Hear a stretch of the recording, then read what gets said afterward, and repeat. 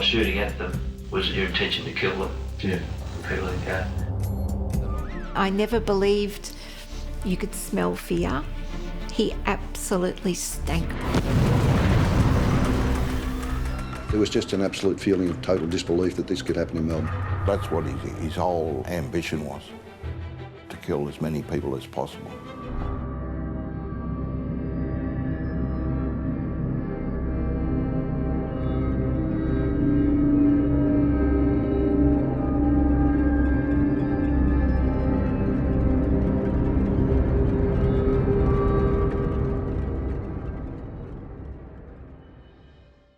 I shot him about here and he swerved over to where he is now and the bike dropped and he started screaming out, so I let another 2 rounds into him. We had the opportunity to interview a mass murderer. He wanted to tell his story, so we tried to find out as much as we could about him and about why he did what he did. Hoddle Street in Clifton Hill is a major road in Melbourne.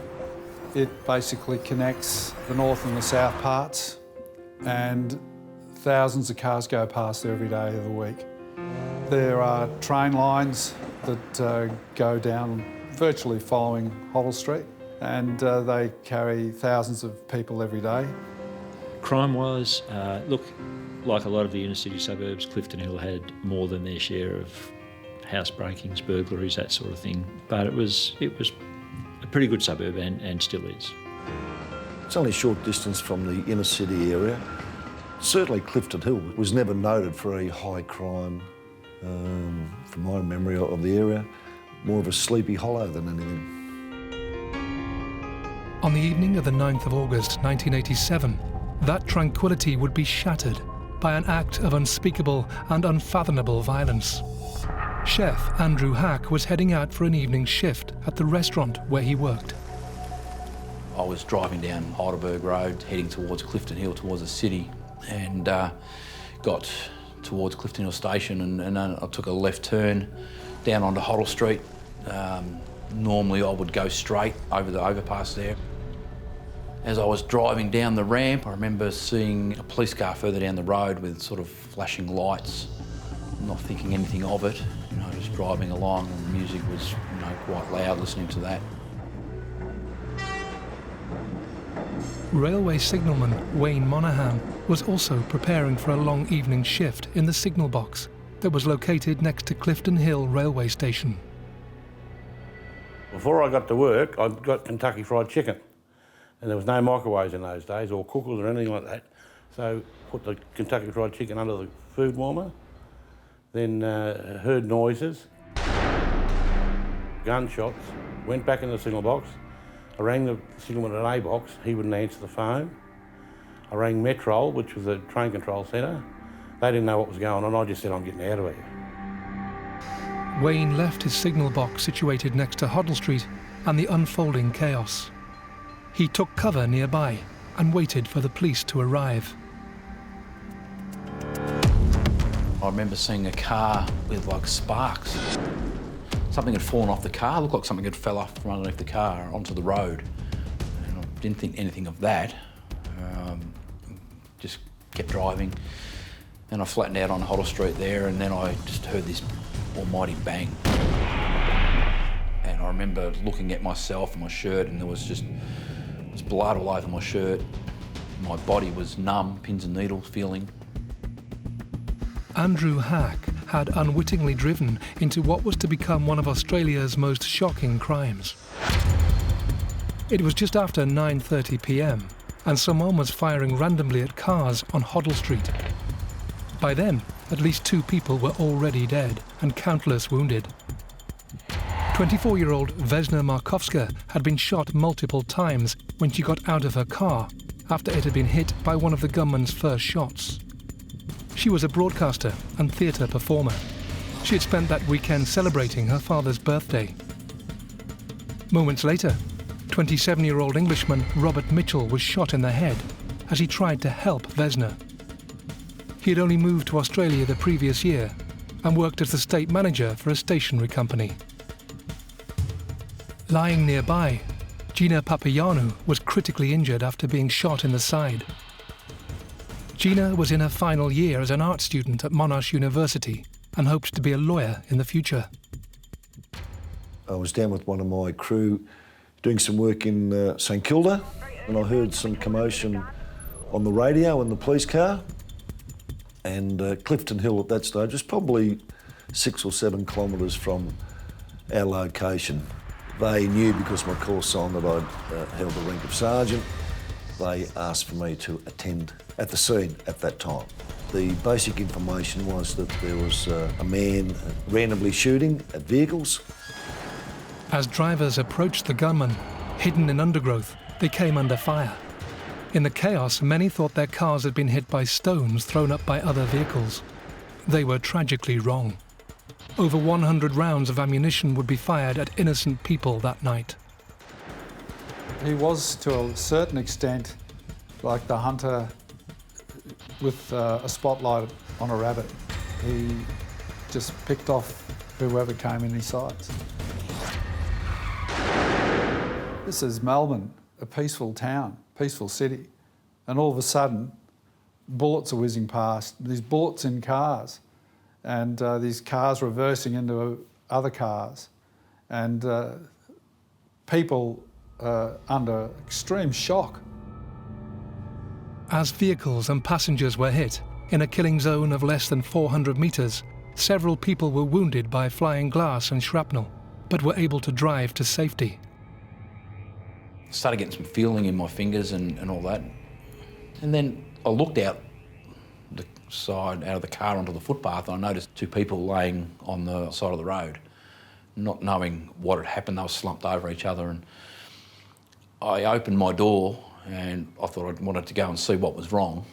And at this stage I still didn't know that I'd been shot. And I walked to the front of my car, which is probably about 5 metres to the front of my car, and then I heard another noise, another bang. And it was quite loud, it was deafening. And then that's when I realised that someone was actually shooting. So I sort of panicked a bit, got back into my car, started to drive. I put my hand down to my side, and I remember putting my hand in the hole in the side of my back.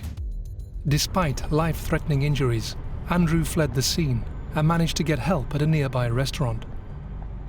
Back on Hoddle Street, the gunman had claimed more lives. 53-year-old brewery worker Dusan Flajnik was killed as he drove into gunfire. His car was struck by 2 bullets, one of which lodged in his chest. He bled to death alone in his car, with his family learning of his death only after seeing television footage of the scene. Seconds later, John Muscat, a Clifton Hill local, left a friend's house nearby after hearing gunfire and going to investigate. He was shot multiple times as he crossed Hoddle Street, hit in the arms, chest and head. In the midst of the chaos, police officers were beginning to arrive. A number of police cars stopped in and around Hoddle Street, around Ramsden Street where the railway station is. The only thing that was apparent was that someone was taking shots at vehicles or people, and no one knew where the location of that person was, how many people were involved, what the situation was. It was just, no one knew. There was no answer. You could hear the shots, you didn't know where they were coming from. You knew at that stage a number of people had already been shot. You could see some carnage on Hoddle Street. We'd had a very quiet night up to that point, but there was a man with a gun in Hoddle Street shooting, and they wanted us to get overhead and see what we could do.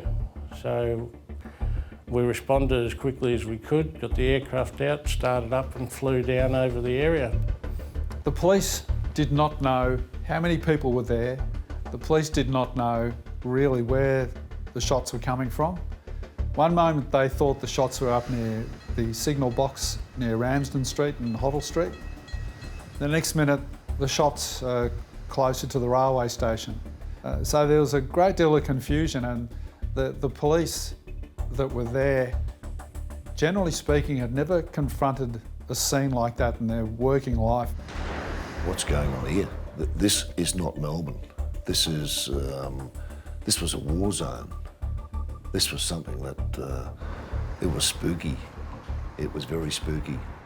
The only noise you heard was the occasional wailing of the police siren or the shots being fired by this lunatic. Tragically, a number of those shots were aimed at another car travelling on Hoddle Street that night. The Skinner family were returning from a birthday party when their car came under fire. 23-year-old mother Tracy was sitting in the passenger seat, holding her son on her lap, when their vehicle was hit by several bullets. As she placed her child in the relative safety of the footwell, she was shot in the head and died instantly. Incredibly, her husband drove the car to a nearby petrol station and safety. Their 18-month-old son survived. Moments later, 22-year-old postal worker Shane Stanton, riding his motorbike along Hoddle Street, was caught in a hail of gunfire. He was riding to work, but ironically was unaware he was on a rostered day off and not due in until the following night. Well, I think my first recollection was actually seeing the motorbike laying on its side in the middle of Hoddle Street, and then a couple of cars parked at various spots on Hoddle Street. Now, what drew my attention as we were looking and listening to these shots going off, hearing all of the radio transmission, which was non-stop, the helicopter above, up in the distance, I saw what I thought was someone certainly lying on the ground or in the gutter, waving an arm. The figure desperately signalling to the police was Gina Papayannou. She'd been lying on the road in urgent need of medical attention for over 20 minutes. There was a set of headlights on a motorcar that was stopped, so I could see the silhouette of this movement as a result of the headlights on that car. So I said, there's someone up there, and you could see them moving. So 4 of us jumped in the car. We didn't have bulletproof vests or anything in those days, so we drove up there with our heads under the dashboard. And for some reason, we just felt that the shots were coming from the railway station area. So we parked across the front of where this young female was lying to afford us a bit of protection, as well as her, who was conscious, and I've said this to a lot of people, her injuries were best described as being attacked by a shark. Virtually half the side of the body was just an open, massive wound. We had nothing that we could support her with as far as first aid. There was nothing we could do other than just, I guess, hold her hand and talk to her and comfort her. As soon as it was deemed safe, paramedics rushed to Gina's aid. There was one young girl there who had been shot but still alive, and so we treated her, and she was a lovely lady and was even considering the horrific things that had happened to her. We treated her, loaded her into the ambulance, and the police officer drove us to the hospital. Gina's family maintained around-the-clock vigil for their daughter and sister, but despite doctors' best efforts, she would lose her fight for life in hospital 11 days later. She was only 21 and was mortally wounded trying to help others caught up in the massacre. Back on Hoddle Street, the random shooting continued. However, as more police officers arrived at the scene, it was apparent that they themselves had become the target. The shooting was still going on spasmodically. It wasn't every 1 or 2 minutes. It'd be periods of no gun sound at all. One stage, the helicopter got hit with one of the rounds. I believe he fired 3 shots, but one hit the aircraft, and incredibly, it was right below where I was sitting. The shockwave that went through my feet and my legs was unbelievable. The pain was incredible. If it had been sort of 0.5 millimetre forward, it would have actually split the fuel bladder and caused sparking with all the wires, so all the electrical stuff. So could have been interesting. Narrowly avoiding a huge explosion, the crew managed to safely land the helicopter in a nearby field. Back on Hoddle Street, and as police began to take control of the scene, the shooting was growing more sporadic, and it was apparent the gunman was on the move. He was able to observe from the bushes and the trees that were along the creek line, the Merry Creek, generally speaking where the police were, and any other obstacles. And he followed it, and he eventually came out into the street. There was a police officer there directing traffic, shot at the police officer. Now that police officer was not injured because the bullet actually went through his jacket, burnt his shirt and put a mark on his skin. One of the police who were on duty happened to see a figure dart in the distance. They chased after him, and the next moment they are under gunfire themselves. He took refuge behind a brick wall and shot at the police officers in the police car. That's when he ran out of ammunition, and the police officers who were shot at called on him to drop his gun. He did that after he'd finished shooting and gave himself up. The offender, who was behind a bluestone wall, if I remember correctly, threw his arms up in the air, screaming out, "Don't shoot, don't shoot," and the police then arrested him and handcuffed him.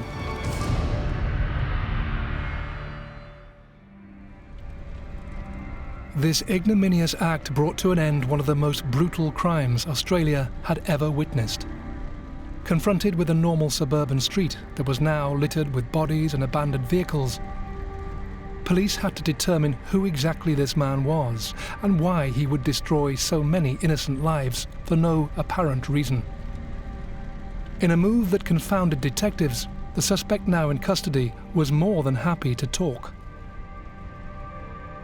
We were told that at least one person had been shooting at cars in Hoddle Street, and that there were a number of people who were dead. We still didn't know for sure how many, and that there were many others injured. Beyond that, that was probably all we had.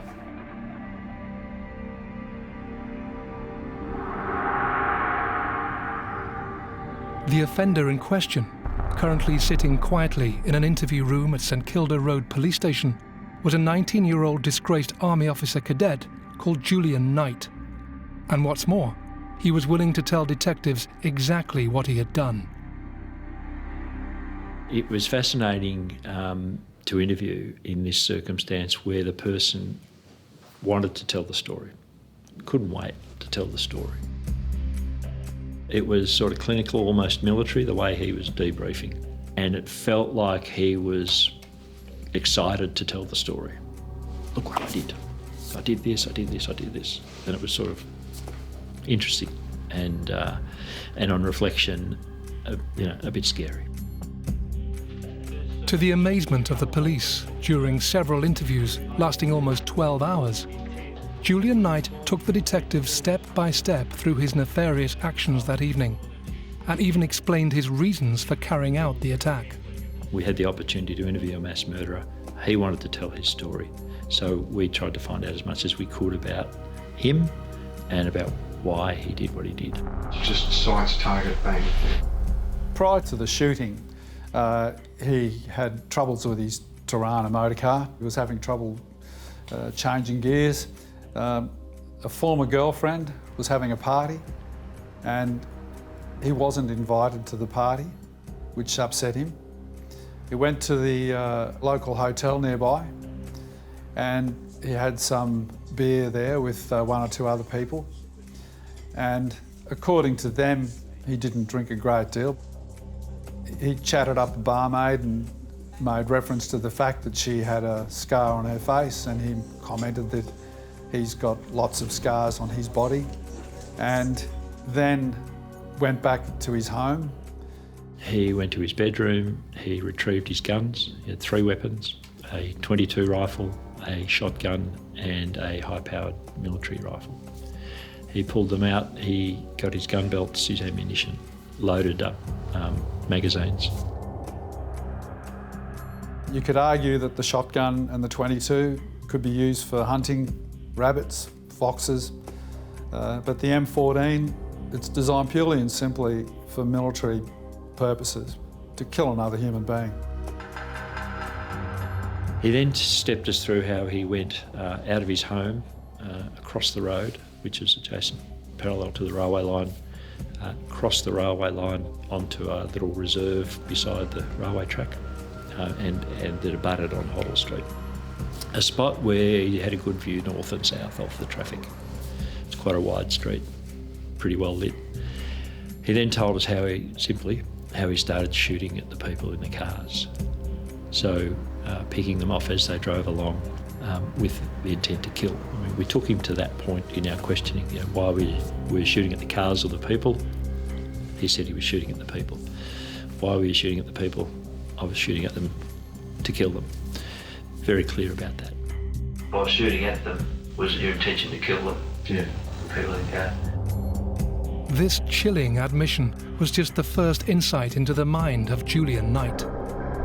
He talked about the idea of wanting to know what it was like to shoot someone. I wanted to know what it was like to kill someone. I wanted to be involved in a theatre of war. I wanted to be involved in combat. These are things that he said. However, when the time came, when the police called on him, he actually did give up then. Was it your intent to shoot the policemen, to kill them? No. What was your intent when you were firing at them? No, I thought they'd shoot back. I wanted SAG to come because I didn't particularly want to, lie bleeding in the gutter with a 38 slug in my heart.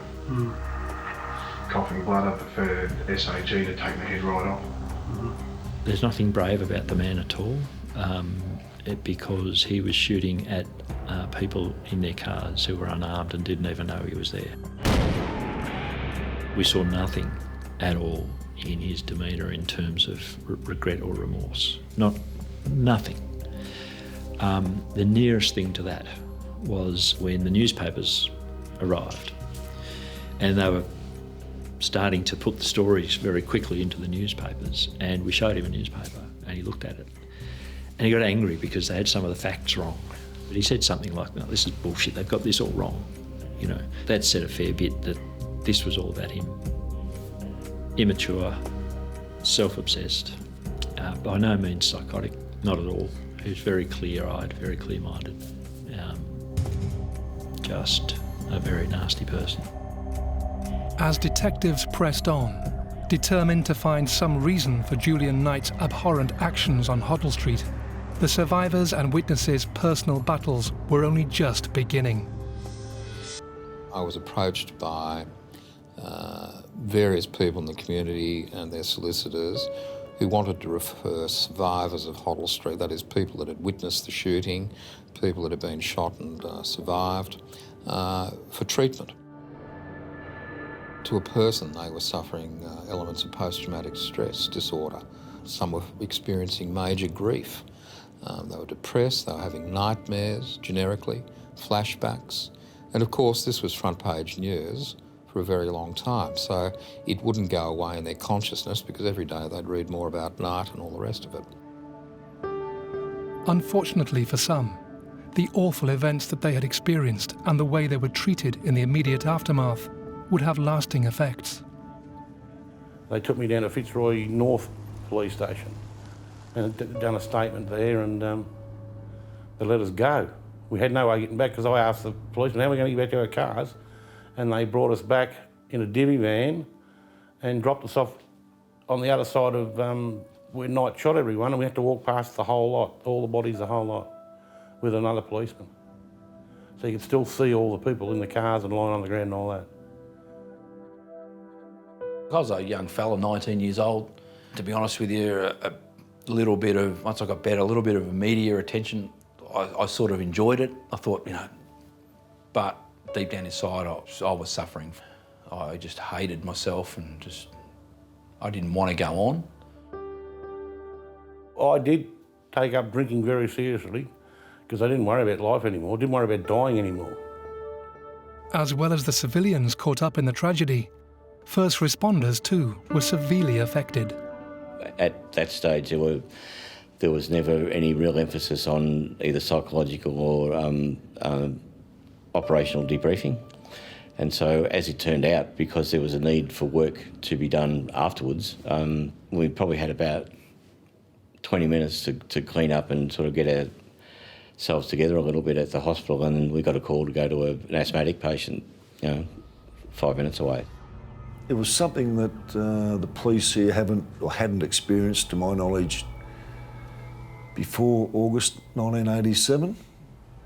The tactics and the response teams that the police now have, compared to 20 odd years ago, have changed dramatically. So I think they'd be certainly more prepared or well prepared. But how do you prepare for a lunatic who walks out on the street with a gun and starts shooting blatantly at anything that moves? I don't know. The first step in answering that question was to explore the background of Julian Knight, to try and piece together the events in his life that led directly to the massacre on Hoddle Street. He was an adopted child. His father was in the military. He was a captain. Linguistics, Chinese, I think, was his specialty.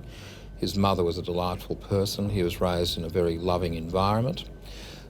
He attended a number of different high schools, and part of the reason for that was to find a school that had a cadet corps.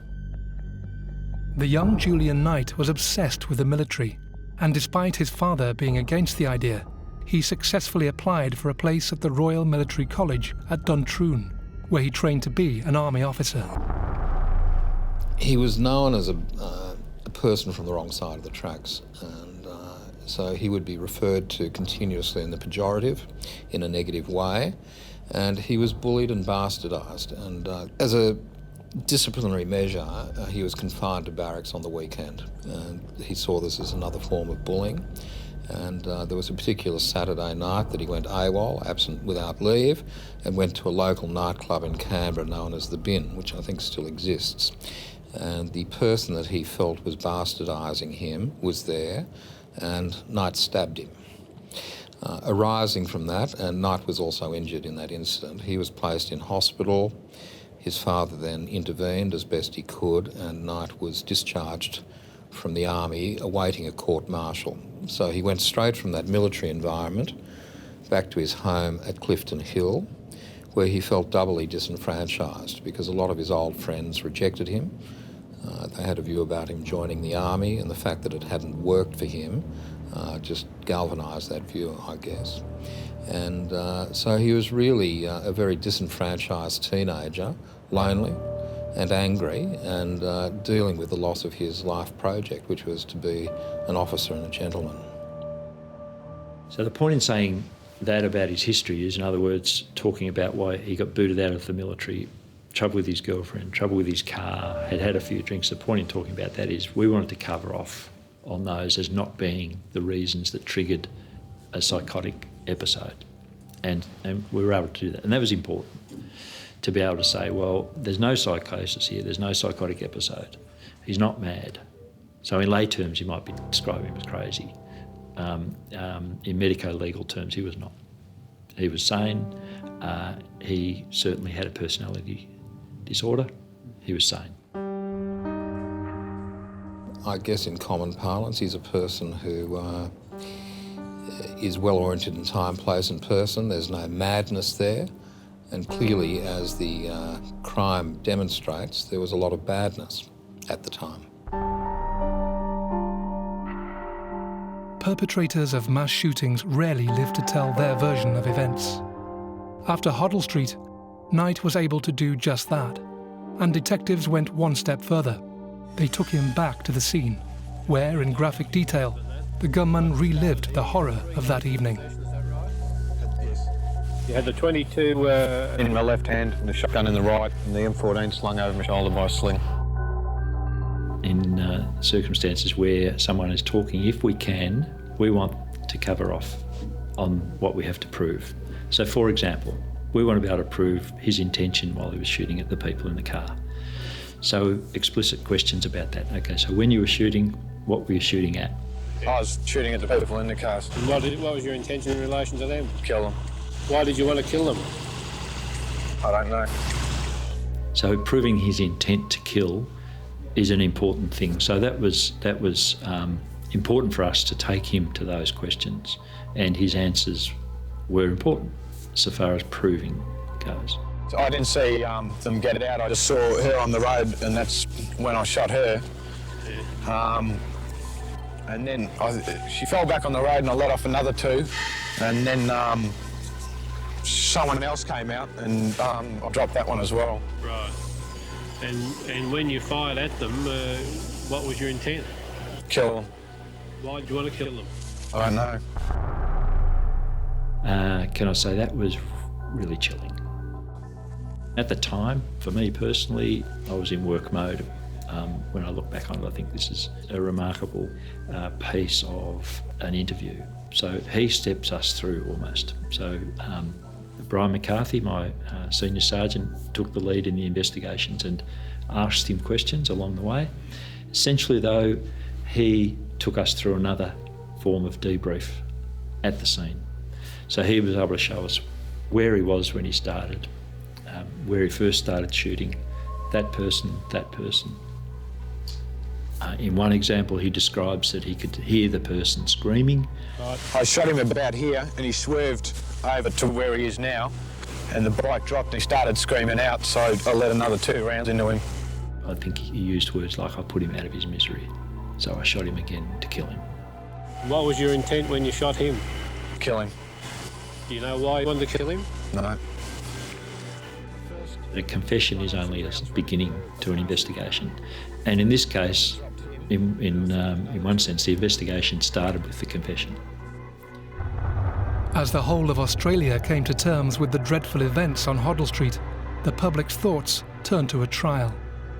How would Julian Knight defend his actions in front of a jury and in the court of public opinion?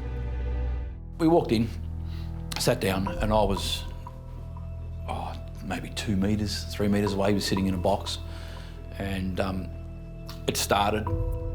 And the committal hearing, basically, the judge will read out how each person was killed. And I remember there was a young lady, Tracy Skinner, I think her name was, who was killed, and her partner was in front of me. And I remember him, when it was read out, he said, something to Knight. It was quite nasty, quite rude, which he probably deserved. But I remember Knight just turning around to him and just giving him a smirk, smirking at him as like, bad luck sort of thing or whatever. But that was pretty bad. 6 months later, survivors, witnesses and relatives of the deceased were spared the trauma of a trial when Knight pleaded guilty to 7 counts of murder and 46 counts of attempted murder. Eventually, he agreed to, I guess we'd describe it as a plea bargain. And if he pleaded guilty, he would get a life sentence with a minimum of 27 years. And that would spare the community the trauma of a very protracted trial. It would spare the victims the trauma of having to relive the event in the witness box and be cross-examined about it. There was a sense of relief when we learned about this, because if you think about how we might have had to run a trial and put all of those victims through a trial, families and the rest of it, that would have been horrendous. However, it was never really an option. He was pleading guilty from the start. He pleaded guilty to all the charges, and his plea, whilst it was put as well as it could have been by his counsel, was pretty lame. The prosecutor was able to paint the picture about what happened and talk about what might have been behind it, in terms of saying there was no psychosis, there was no insanity. This was just a person with a bit of a personality disorder and a very immature man who chose to go out and kill people because he wanted to see what that was like. In November 1988, Julian Knight was sentenced to a minimum of 27 years for the massacre on Hoddle Street. To many, his sentence was an insult. The fact that after murdering 7 people, let alone the untold number of people that were injured physically or mentally, or both, that he could potentially be walking the streets of Melbourne again after 27 years was just a grave sentencing error. It came over the news and the radio later that day and said that he'd been sentenced to life with a minimum parole period of 27 years, which back then I thought, life, you'll never get out, but I didn't know the parole sort of period. I think back then you had to give someone a parole period just to give him a bit of hope. But I remember my mum ringing me and telling me that, you know, it's not enough, it's not enough. You know, it should be life forever. And so that was tough. But 27 years, you know, 28 years now is gone, and it's gone so quick. So now we hopefully we can just put it behind us and keep him in jail. Further angering survivors and witnesses of the terrible events on Hoddle Street has been Knight's behaviour in prison. I said to him when he was 19, pull your head in. You're a 19-year-old. If you don't create problems in the prison, there's a chance that you might get parole when you're 46. People may excuse you on the basis of your youth. But of course, Knight has remained in the public light since that time, for all the wrong reasons. He should never be released. And the thing about what people don't realise, he's caused nothing but trouble the whole time he's been in jail. He, you know, the self-appointed president of the prisoners' rights group, and he's been branded here as a pest to the court system. That served as a constant reminder of the original atrocity that he committed, and consequently people, I think, now are angrier about him and what happened than in fact they were 27, 28 years ago, because it's been constantly reinforced that he's there and what he did and so on, and he hasn't knuckled under.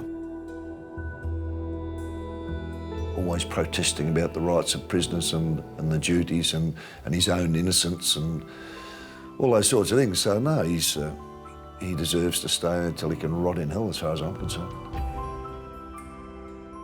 I don't think he'll be released. I think the political climate has changed so dramatically since 1987.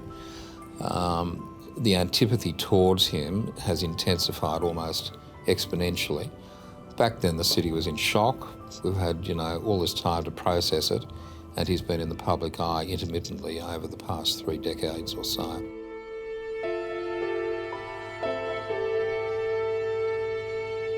A lot of the times it is focused on him. We need to focus a lot on the survivors and the victims and how they're coping, and we all hate it. We all hate seeing his name in the news. We need to just shut him up and just hopefully he can just never talk about it again. In 2014, the law that refers to parole was changed, specifically relating to Julian Knight. The amendment meant he will be eligible for parole only if he is in imminent danger of dying or is seriously incapacitated, and as a result, no longer has the physical ability to harm any person. I interviewed him in early 2015, and I was retained in past years to review him every 5 years for the parole board, but I had not seen him for quite a number of years. And for the first time ever, and I always question him about, are you sorry for this? Is there any remorse? And for the first time ever, he said he was very sorry for what he had done. I'm always sceptical about expressions of remorse. I mean, I've seen thousands of people, and I'm yet to meet somebody that doesn't express remorse. The difference is they normally express it at the moment they're caught. With this man, it's taken nearly 3 decades for him to actually say he was sorry for what happened. So I thought it was significant and in all likelihood genuine, as best I could tell. Certainly appropriate. Despite this admission, Knight has never provided any explanation for his actions on Hoddle Street, other than his morbid desire to experience combat and killing. I have a theory that it was really the confluence of anger, unrequited ambition, being bullied, alcohol, and access to firearms. And following Hoddle Street, I became quite vocal about the need for better arm control in this country, because I think it's arguable that had he not had access to those guns, Hoddle Street may never have happened. We had this Hoddle Street shootings where 7 people were killed and many more injured. In Victoria, not far away, in fact in the city, we had the Queen Street shootings where quite a number of people were killed, followed later by Port Arthur. It is in another state. So for me, I've always had a profound dislike for firearms, and I see no reason at all for the legislation to provide access to high-powered military weapons for people here. I grew up in a rural area, and I absolutely understand the need for farmers to have a .22 rifle, maybe a shotgun, to deal with vermin. The idea that people can have high-powered military weapons is just, for me, a complete nonsense.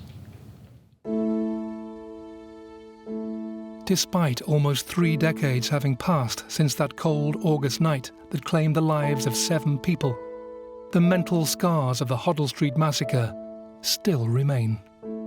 It has had a really profound effect on some people, and I understand that when you sort of read some of their stories. It really shocked Melbourne and brought into Melbourne some real horror, some real terror that this could happen. And even to this day, it affects me. You know, it does, and I don't sort of talk to it much with my family because I don't want to upset them, even though they know what I've been through, and it's it's hard. So everyday, regular Australians going about their business, good people, all of them, and so some of them pulled up because they saw what was happening. They saw people injured, they got out to help, and they were shot. And I think every one of those is a tragedy. It changed my life. It did. You know, I didn't know whether I was going to die or, you know, I survived, and I'm lucky.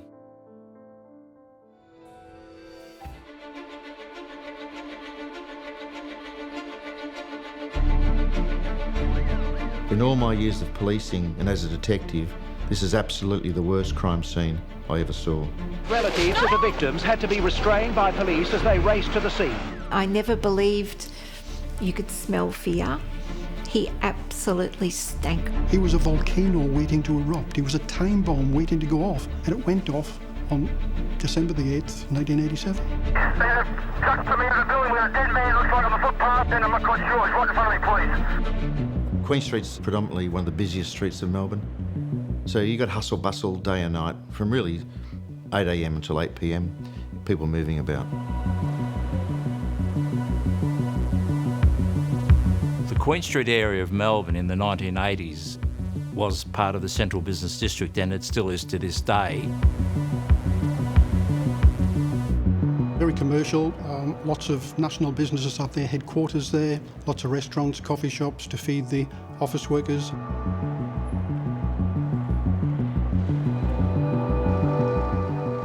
Now it's a major city hotel, but in 1987, the building at 191 Queen Street was home to several large businesses, including the national headquarters for Australia Post. They had several floors. It was also the headquarters of the Telecom Employees Credit Union, which was on the 5th floor. There was also a number of other offices. There was about between 850 and 1,000 people worked in that building. 18 stories high on the corner of Littleburg and Queen Street. On December the 8th, 1987, staff in the building on Queen Street were going about their daily business. We were on the 11th floor. It was an open plan building, and in those days you could walk in and you could go to any floor you liked. There was some security on some floors, like there was the Telecom Credit Union on the 5th floor, which had obviously some security. December the 8th for me was a busy working day. Nothing out of the ordinary, but it was a very busy day. It was obviously close to Christmas, and we were wrapping up the financial reporting for the previous month. I worked on the 11th floor in Queen Street, Australia Post, in the revenue and expenditure area, revenue and accounting area. I worked on the 14th floor of the Australia Post building. I knew all of the people by name on our floor, but Australia Post had maybe 14 or 15 floors. You knew a lot of people to nod to or to say g'day to in the lift. Also that morning, inside his home in the quiet suburb of Preston, 10 kilometres north of Melbourne, a young student by the name of Frank Vitkovic was preparing for the day ahead.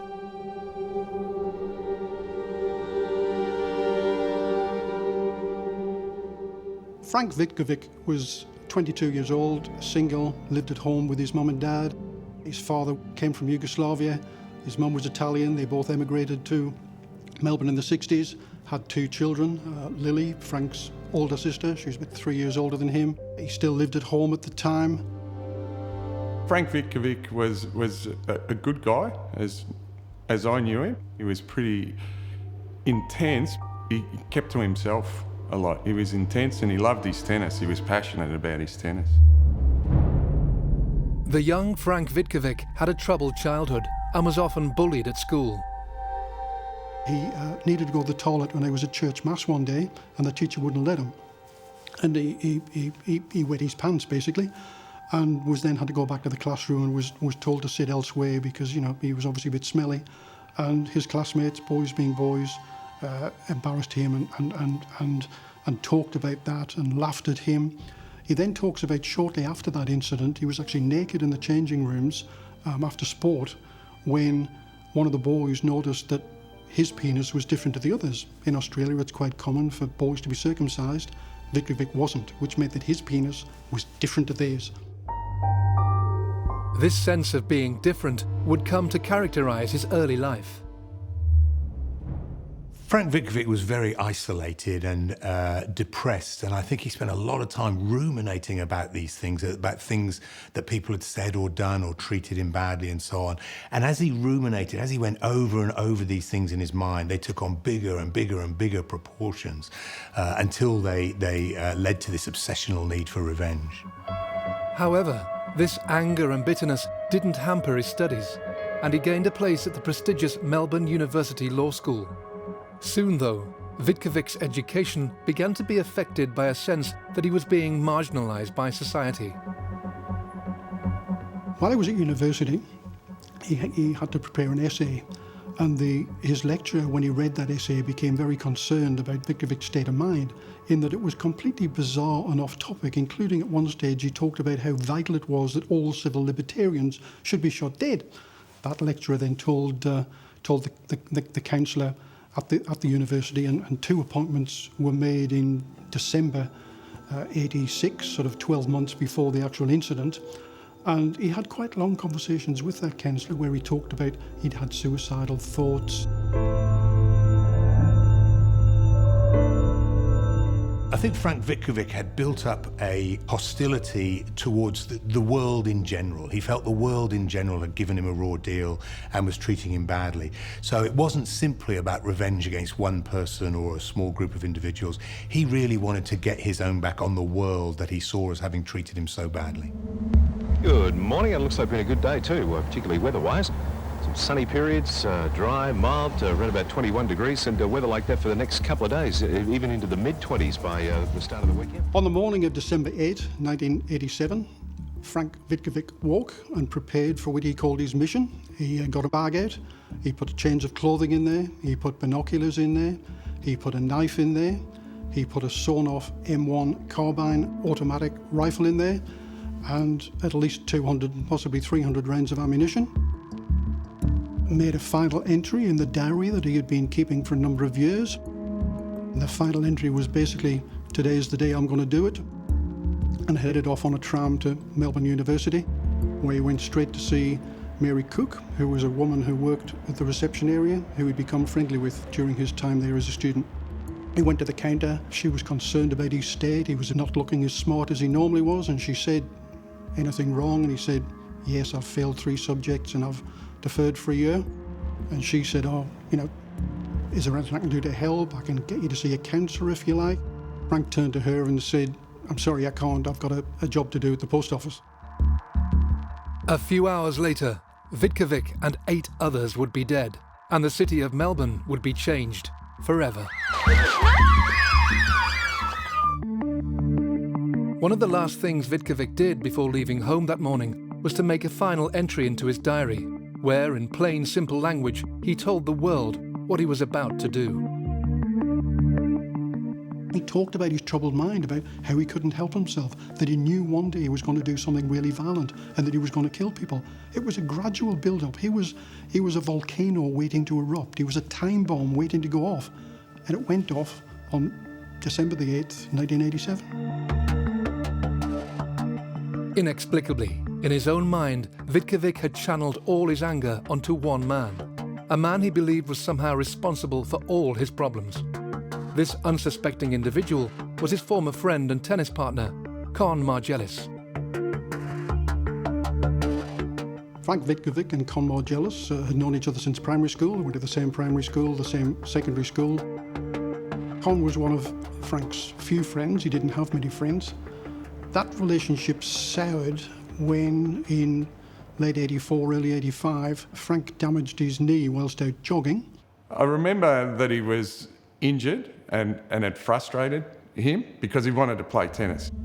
He couldn't play A, to the level that he wanted to, and B, as much as he wanted to. Con, in Frank's mind, wasn't as supportive as he should have been. In fact, he used to laugh at the fact that Frank was no longer as fit, and Frank started putting on a bit of weight and getting chubby. And in Frank's mind, Con was not a true friend, and that was basically the start of the troubles between them. Very strong friendship for a number of years fell out over the knee.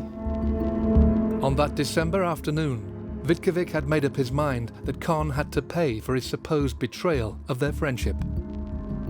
Frank made his way to 191 Queen Street, entered at the ground floor at about the 4 o'clock mark. He was seen on the 9th floor, around about 4:05, carrying a bag. He then went at 4:16, and we know that because of the CCTV footage, to the counter of the Telecom Employees Credit Union. He stood patiently at that counter, waiting to be served. A woman came to the counter and said, "What do you want?" And Frank said, "I'd like to see Con Margelis, please." That lady then walked behind the counter out of sight to where Con's office was. Con then came to the counter, and even though he hadn't seen Frank for a number of months because they'd become estranged, he greeted Frank with a cheery hello. It was at that point that Frank pulled a gun that he'd hidden underneath his jacket out, pointed it at Con, and pulled the trigger almost immediately. It misfired, didn't go off. Con said, "You've got to be joking," and then fled, along with the 4 or 5 other people that were on that floor at the time that had heard the commotion. My partner and myself were acting as 503, which is the afternoon car for the City of Melbourne. Therefore, any crime in Melbourne comes to us. I want media liaison advised for all people in buildings in Queen Street to keep away from the shop windows, please. We've got people speaking out the windows.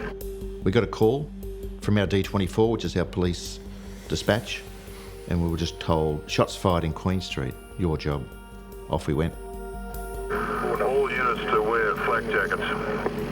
I was inspecting the prisoners at the City Watch House, and I had a portable radio with me, and then a call came over from D24 in relation to an armed robbery at 191 Queen Street. Following that, there was another call to the effect that shots had been fired. So at that stage, I got on the radio to D24 and just advised them that I'd be on the way. So we moved on real quick, lights and sirens, and we hit the tram tracks in the centre of the street and took off towards Queen Street. Back at 191 Queen Street, the 5th floor was a scene of chaos. Staff were confronted by a gunman, Frank Vitkovic, who was chasing them around the office to prevent them escaping. Frank then lifts the gun up, fires it at Con as Con is fleeing away, misses Con, and hits 19-year-old Judy Morris, who was standing in between where Frank was and where Con was fleeing. She became the first victim on level 5. Con Margelis had taken cover in the toilet, terrified the gunman would track him down. He would ultimately survive the massacre. Vitkovic, meanwhile, unable to find Con, had new targets in his sights. It became more than just about Con. Frank obviously decided that he was going to die that day. He wanted to kill Con first, couldn't find Con, so he decided that others would have to die. This was his way of righting this terrible wrong that had been done to him, almost, I suggest, symbolically through this one person. But then, as we know, through as many other people as he could kill, this general anger towards the world and society. With one person dead on the 5th floor, Frank Vitkovic decided to leave that level and go hunting for more victims. He chose the supposedly secure 12th floor. The entrance to the offices were protected by a security door. However, the procedure that restricted access was fundamentally flawed. Employee John Dirac got up from his desk, walked, looked through the small window, couldn't see any reason why he shouldn't open the door. The minute that door was opened, Vitkovic levelled his gun at John Dirac and shot him. John Dirac would survive the shooting at Queen Street. Other workers wouldn't be so fortunate.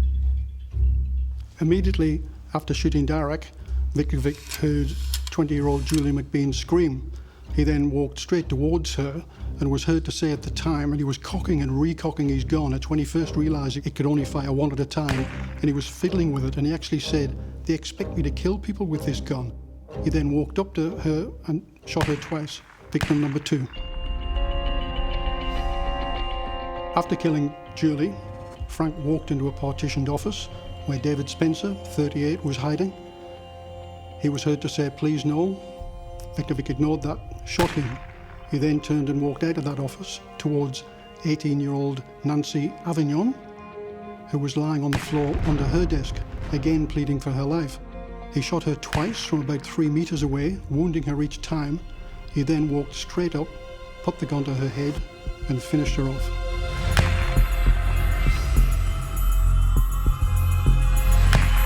With the death toll now at 4, police were beginning to assemble outside on Queen Street. We were the first to arrive at the scene, the first detectives, and there's a couple of uniforms just getting out of cars. And what we saw was cars were blocked in the street, and there was shots fired from high above in a glass tower. Meanwhile, workers on other floors in the building were beginning to realise something was terribly wrong. It wasn't long before someone noticed out the window that there was a car parked across Queen Street and there was police activity out there. There's probably 8 or 9 of us looking out the window thinking, what's going on, what's going on? Well, it was probably only a few minutes after that we heard on the 12th floor, bang, bang, bang, and then realised, something's on here. At the same time, Glenn Schilling, who worked on level 14, was heading for the lifts to begin his journey home as shots rang out. On the way down, I heard several fairly loud bangs. When I got to the ground floor, I went to get out of the lift, and there was a couple of policemen that were taking a bit of shelter behind a couple of pillars. The police told Schilling to get back in the lift and go back up. There was another person in the lift with Schilling, and that person pressed the lift to the 11th floor. Schilling wouldn't normally have gone to the 11th because he worked on the 14th. We heard a couple of more bangs, and he got out at the 11th floor. And I thought, what I'll do is that I'll get out on the 11th floor so that I could have a look out the window to see if I could see what was going on. There were several police cars with police officers sheltering behind the cars, just like you would see on television or in the movies. After shooting Nancy on level 12, Frank made his way down to level 11 via the fire escape. A colleague came running and said, you better hide because he's coming to this floor. Some people ran with him, and I think they went into the computer room. Some people hid under desks. The noises got louder, and then I heard firearm discharge. As he walked in through the swinging doors onto level 11, Michael Maguire, 38, married with 3 kids, spotted him, obviously scared, ran into an office. Michael Maguire had run into the very office where Glenn Schilling was observing the mounting chaos on the street below. It was then that I had the oh shit moment where I thought, now I know what's going on. The gunman came running up the aisles, and all the time he was discharging the firearm. It sounded automatic, but sometimes it would stall, and then he would swear and say, you know, you're all going to die. Where's the police? Why aren't they here? I'm going to kill you all that sort of stuff. Unfortunately, the gunman had seen Michael Maguire and shot him once. I had jumped under a desk. Michael was pleading for his life. He was saying, please don't shoot me. I decided the best course of action was just to stay hidden and hope that he wasn't aware that I was there. He then walked back to Michael, who was still in great distress, and he just walked over and held the gun barrel about an inch away from Michael's scalp and shot him again. The gunman walked out, and I heard Michael's last couple of breaths, and then he was silent. 5 people now lay dead in the building, with several more severely wounded and in desperate need of medical attention. With police still outside, the death toll was set to rise again. We'd ordered the SWAT team some 3 minutes earlier, and we were told they were 15 minutes away. And I remember saying, 15 minutes? Fuck that, it can't be 15 minutes. What we didn't know was how many offenders there were, because there were calls coming through to D24 saying that a person was on the 5th floor, on the 12th floor, on the 11th floor. There were shots being fired, and because it was such a fluid scene, we weren't able to confirm whether there was 1 or 2 or more offenders. We were still acting on the basis of the fact it was an armed robbery, and considered the fact that it was an armed robbery had gone wrong, and that's why the shots had been fired. Tragically, robbery was the last thing on Vitkovic's mind. Vitkovic walked across level 11, firing at random, saying, "You're all scum." He spotted Don McElroy in a corner, fired, hitting him once. Don McElroy then fell against the window, a floor-to-ceiling window overlooking Queen Street, and smashed that window. Vitkovic then walked away for about another minute, again firing random shots. McElroy was screaming in pain. Vitkovic walked up to him and said, "You're giving me a lot of trouble, fat man," and shot McElroy again. McElroy survived. His next victim was Marianne Van Eyck, 38. She was quivering with fright, obviously scared. Vitkovic walked up to her and said, "Don't worry, I'm going to put you out of your misery," held the gun to her head, fired once, making her victim number 6. Catherine Dowling and Rosemary Spiteri were also hiding under their desks on level 11. Vitkovic started firing at them, hit Kathy, killed her, wounded Rosemary. He then went up to Rosemary at close range and shot her in the neck. She survived. Catherine didn't.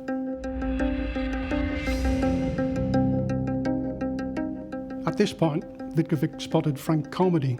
Well, I was looking for an opportunity. I was praying to God to give me that opportunity. It just sort of happened. Like he said, you know, this gun is jamming, so I thought, this is it, go for it, man. I didn't pre-think it or anything. I'm no hero. It's just a matter of survival. That's what it was, survival. Frank went for him, and I don't think he was able to get on top of him, so the gunman shrugged him off and actually shot him. I felt this burning sensation go through me, you know? It didn't sort of super hurt, but it was just a burning sensation. After wounding Carmody, Vitkovic walked over to Rod Brown, shot him dead. Rod Brown became victim number 8. Tony Joyer was hiding at this stage, saw Rod Brown get murdered, and Tony was convinced that he was going to be next. I thought he had his back to me then, and at that moment I decided to jump him. We wrestled, and I think we both fell on top of Frank maybe, and I think somebody took the gun off him. Another lady came out of her hiding place, took the gun off them. She had it off and hid it in the fridge. We were grappling with the gunman. I think I was on top of him, Frank was next to me, and Don and McElroy and Claire Chalkley sort of sat on him. Imagine this, they're on the floor, they've got the gun away from him, but Vitkovic is desperate, he's crawling towards the broken window and he's trying to shake these people off. It's at this point that Vitkevic's obviously decided, I haven't got the gun anymore, I can't shoot myself, which was probably his intention. He's lost that option, he sees the window and he's obviously decided to hurl himself to his death. He was fighting hard, he was trying to get away and wasn't saying anything, just, you know, muffles and groans and things like that. There was no words. He's a big bloke, he's crawling along, he crawls through the broken window, cuts his stomach and head shockingly, bleeding profusely, and he's trying to kick them off. I tried to stop him. I had him by his ankles and somebody had hold of me because they were worried that I would go over as well. And he was actually able to reach a point where his ankles were where the window was broken and the rest of his body was hanging over the balcony, and he desperately wanted to plunge to his death. On the street, police and witnesses below were observing the chaos on the 11th floor with a sense of confusion. We thought it's a victim trying to free himself. And of course you would. Why would you think any different? And we watched this victim for this minute and a half, which again seemed like an hour. And then eventually we saw another person that his hands were hanging onto the victim. So we could see a struggle, and this didn't make sense. Why would an offender be struggling with a victim? And all this was racing through our mind as the adrenaline's pumping, trying to analyse it. And then we saw something extraordinary. The person, mostly out of the window, seemed to fight off his saviour, and then he was free. And down he went, 11 floors, face down, into the pavement. Police that saw him witnessed that body bounce to the height of a car. There's a man looks like he's shot from into the building with a dead man, looks like on the footpath, and I'm not quite sure. He's right in front of me, please. Stand by. And I had to step back, quite literally, I had to step back as he fell where I was standing. The time of his death was recorded by police at 4:34 and 34 seconds, meaning he killed 8 people in less than 17 minutes.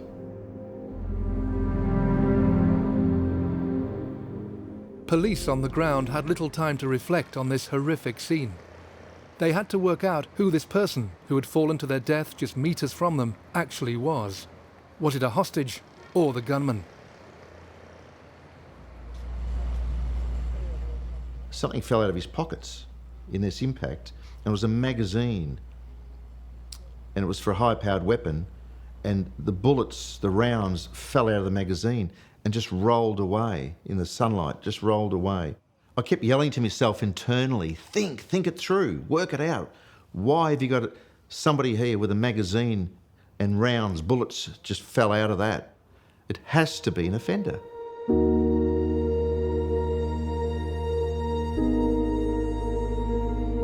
After the gunman had gone out the window, Tony was yelling out, they're all dead, Rod's dead, Kathy dead, Marianne's dead. He came over to me and he said, don't die, Frank, don't die.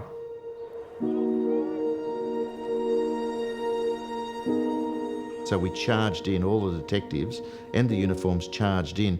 As soon as we pressed the lift button, the lift opened and there was these crazy victims in there, blood-stained, hair raised, eyes were sort of almost electrified, screaming and coming at us, and they saw us with guns and they balked and yelled and screamed because all they knew was guns, and you couldn't help but understand later on that they probably thought we were offenders with guns. Immediately news of the massacre was broadcast, anxious relatives went to the inner city building. Some didn't hold back emotions when loved ones emerged unharmed. Others simply couldn't control their anger. At that point, I was finding it hard to breathe. I knew there was a lot of blood coming out of me. It was dripping down over my face, and my breathing was going. So I knew I'd been hit in the back. So it was just then a matter of waiting. We could hear the police helicopter buzzing around outside. It wasn't that long before they came in. The ambulance followed, and the ambulance guy sort of put his hand on my shoulder and said, "You'll be all right, mate, you'll be okay." They cut me tie off, and there's another stupid thing to think of. I thought, that's my best child, it's Christian Gill. Once the lift doors were open and I stepped into this crime scene, it was no doubt the worst I'd ever seen. And I don't think that's an overstatement at all. I remember a woman saying, "He's over there, he's over there." And she was pointing towards the window. So I moved closer and closer to the window. It's a big office building. And then eventually I got to one particular victim and I was yelling, "Where's the offender?" And he said, "He's out there, he's gone out the window, he's gone out the window, singular." And then I confirmed it. How many were there? Just one. Are you sure there's only one? Just one. What did he have? A gun. What sort of a gun? And they said, "It's in the fridge, it's in the fridge." What? The gun's in the fridge. None of this was making sense. Then I turned to the tea room and you could see a big upright refrigerator. So we opened the fridge and there is the assault weapon, the rifle. This is a city, a society that's never experienced this sort of thing before. And I just stop and think, what more can we do? Young people, 18, 19, 20, just starting out their working life, just shot down like that. I mean, what do you do? The obvious question to be asked after the massacre was, how did he get that gun? How was he able to have a semi-automatic rifle that was, had it been operating properly, could have fired off 30 shots in a matter of seconds? The truth is, there were no revelations. He was perfectly entitled to it. He was a 22-year-old bloke with no prior history. He applied in the normal way to the licence registry. He presented all the documents. He then went and legitimately bought an M1 carbine semi-automatic capable of firing 30 shots in a matter of seconds, quite legitimately, put a deposit down, went back a week later and bought the gun. With the immediate danger over, the police's job changed from hostage rescue to detection. Their key task was to identify who the gunman was and why he decided to carry out the atrocity. I just kind of couldn't come to grips with the fact that it had happened and that it was something that I could immediately talk about, and at that stage I had no idea what was going to happen next. I don't think I believed he was coming home until he walked in the door. When he walked in the door, he didn't look like Glenn. He stank. The smell of fear. I never believed you could smell fear. He absolutely stank. I've never smelled anything like it, and I never want to smell it again. That night, Glenn didn't speak much at all. He was very zombie-ish. After my parents had gone home, he started to speak to me, but he spoke in a monotone, and it was like a robot talking to me, and he just spoke the whole incident through. On the evening of the incident, I don't think I slept at all. I can't really remember, but I don't recall nodding off at all. And I got up the next morning and I thought, well, I should go to the doctor. And I really didn't know why I was going to the doctor, because he couldn't do anything, but I figured that's the place you should head. So I went to the doctor and I just howled the whole time I was there, and I said to him, I'm crying my eyes out, but I really don't know why. It was devastating. We all knew each other. We all, socialised with each other. And, yeah. I mean, the initial time that I was in hospital, it was just, it was unbelievable. You just couldn't grasp that this was real and that you wouldn't see these people again, you know? Yeah, it was just unbelievable. In the weeks afterwards, I spent most of my time home. I don't think I went out. And my family shielded me from various people who wanted to talk to me, mostly from the media. But I did see some people from senior management Australia Post, and also some psychologists. Mark Creamer was one of those people that I saw. In this kind of incident, some of the most difficult things that people have to confront are being very close to the death and suffering of others and seeing somebody else, in this case, being shot or killed, and often in a prolonged and somewhat sadistic kind of way. So that's very difficult. And another part that's extremely difficult is where there's a moral complexity in terms of one's behaviour. How do I decide what to do in this situation? And the kind of factors that determine whether you perhaps try and run away, or whether you try and fight the assailant, or whether you hide. These are very, very difficult decisions to make in that moment, and often afterwards can lead to a whole series of problems. In this case, we had a group of people in a city office block. The last thing they could possibly ever conceive of happening was a gunman coming into their workplace, a safe environment, and killing them, their colleagues and friends. Detectives investigating the shooting were beginning to realise that the situation that developed on Queen Street could actually have been far worse.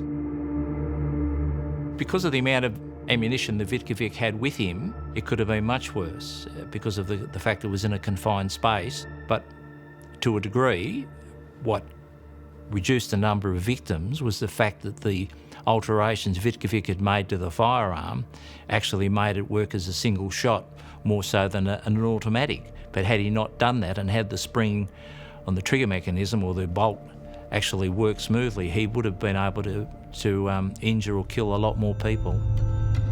Despite being a semi-automatic, Vitkovic's gun was faulty, meaning he had to load each bullet manually, something he struggled to do. Many witnesses told of him constantly fiddling with the weapon as he prowled the floors of the building. Nevertheless, he still managed to fire over 40 rounds during the killing spree. Not only did he not have a weapon that wasn't operating properly, but he wasn't familiar with it either, and he wasn't even doing it as a single shot, so it became a single shot instead of a repeat semi-automatic. Once he'd failed to get Con, he was obviously not going to stop until somebody stopped him. Either the police, which was probably his intention, he would have just kept shooting people. You know, heaven knows how many more there would have been had that gun operated correctly. Desperate to uncover the gunman's motivations, police visited Vitkovic's home in Preston. They went to quite extraordinary lengths, literally throwing evidence out of one of the windows.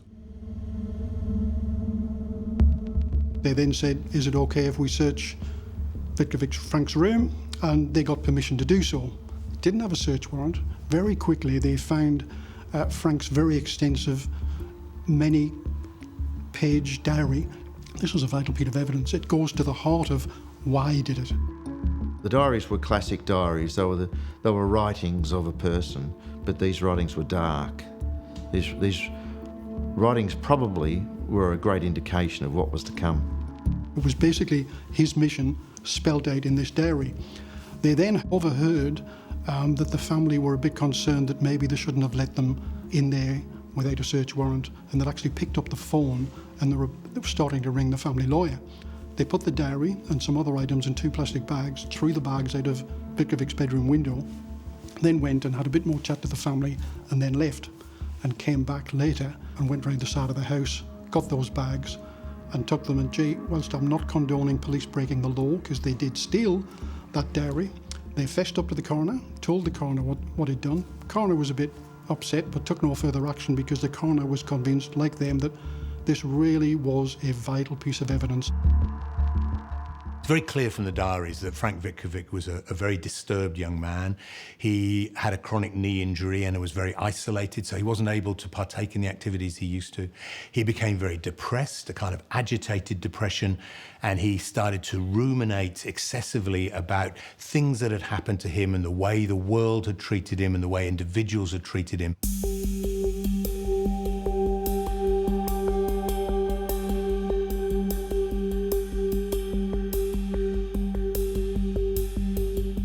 He gradually became more and more angry, more and more obsessed with the idea of revenge against the world and against individuals who had hurt him.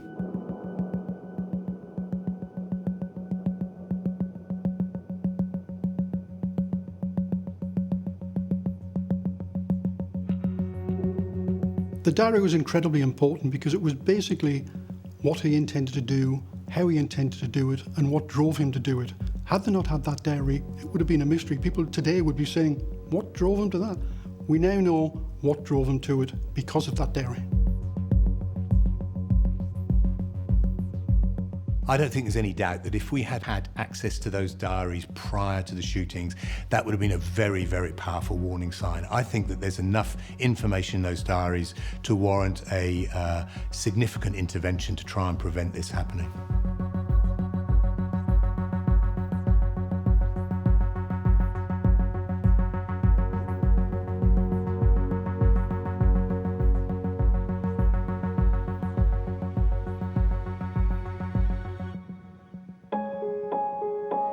With the questions over the killer's motivations seemingly answered, the inquest that followed the massacre shone an uncomfortable light on the actions of the police that day, with claims that they waited too long before entering the building. If there was criticisms about how long it took for us to get to the 11th floor and to lend assistance, then I accept those criticisms. It is one of the most horrific crime scenes you could ever imagine. And the most important thing for me as the first detective on the scene was to assess everything and get information back to our control room, and that would then get the appropriate resources running towards that crime scene, driving towards that crime scene. And if I'm criticised for that, I'll take the criticism.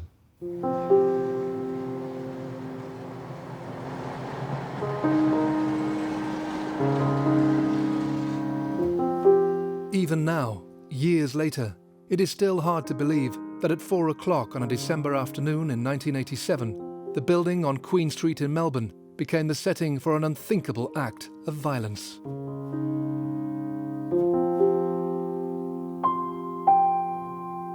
What happened on December the 8th, 1987 certainly changed my life and my family's life forever.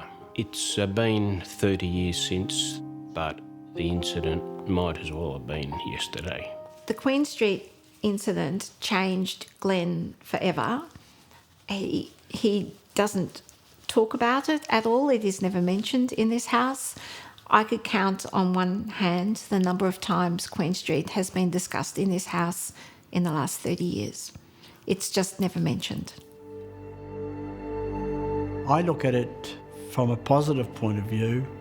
That is that I had 30 years bonus in my life. I've seen my children grow up, get married, have their own children, and forever thankful that I survived. What happened on Queen Street that day has just totally affected my life. The emphasis on having, you know, the big job, plenty of money, flash cars, that was sort of put in the background, and the fact of, you know, having your life, having your family, and being able to be at home with them there, watch your kids grow up, all these things were just number one.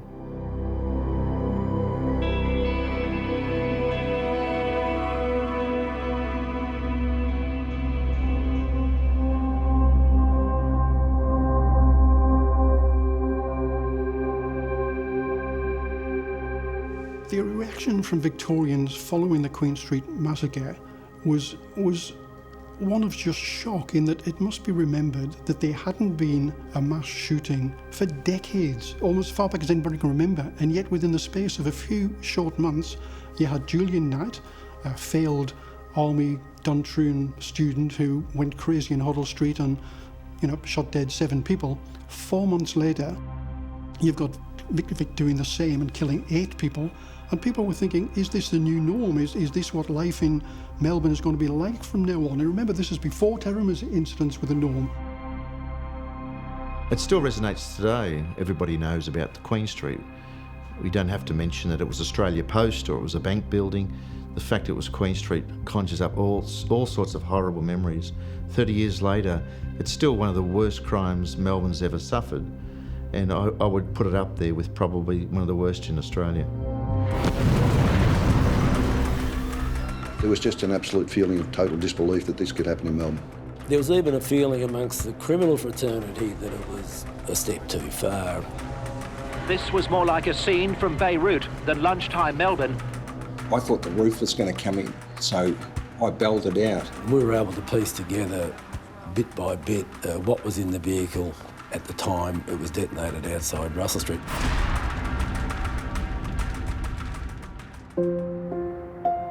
It was approaching lunchtime on the 27th of March 1986. Office workers, court officials and police were going about their business, sitting at their desks, attending meetings or planning what they would have for their lunch. But in one instant, hundreds of lives were changed forever. At the third stroke, it will be 12, 59 and 50 seconds.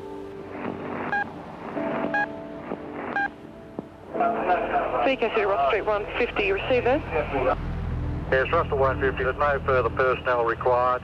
I will, for the time being, leave a static presence here until we see what develops. Over.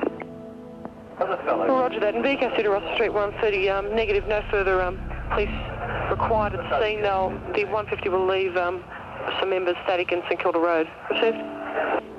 30, copied.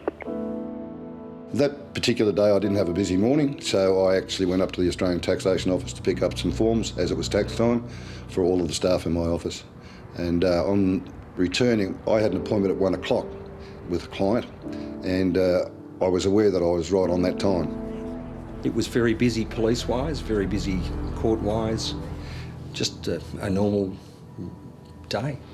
I was allocated to the civil court that day. A former colleague of mine was to pick me up approximately at 1 o'clock. So I was on the western side of Russell Street, on the court side, with the police headquarters directly in front of me. I turned left into Russell Street from Latrobe Street, looked for a parking spot and saw one right at the front of Russell Street and did notice a brown Commodore sedan parked there. Also on Russell Street that lunchtime was a young police officer serving at the City Watch House, opposite the Russell Street headquarters. Her name was Angela Taylor, and she had just volunteered to collect lunch. I watched Angela Taylor leave the building. She left from the main entrance on the Russell Street side of the Magistrates Court, came down the steps, started to cross the road. As I got around the corner, I became aware that it was actually very quiet, and I was just about to run across the road so I could make my 1 o'clock appointment when I noticed a car coming from my right through the intersection of Latrobe Street. And I thought, no, I'll let this car go. And as he got adjacent to me, I looked back at the Commodore and up it went.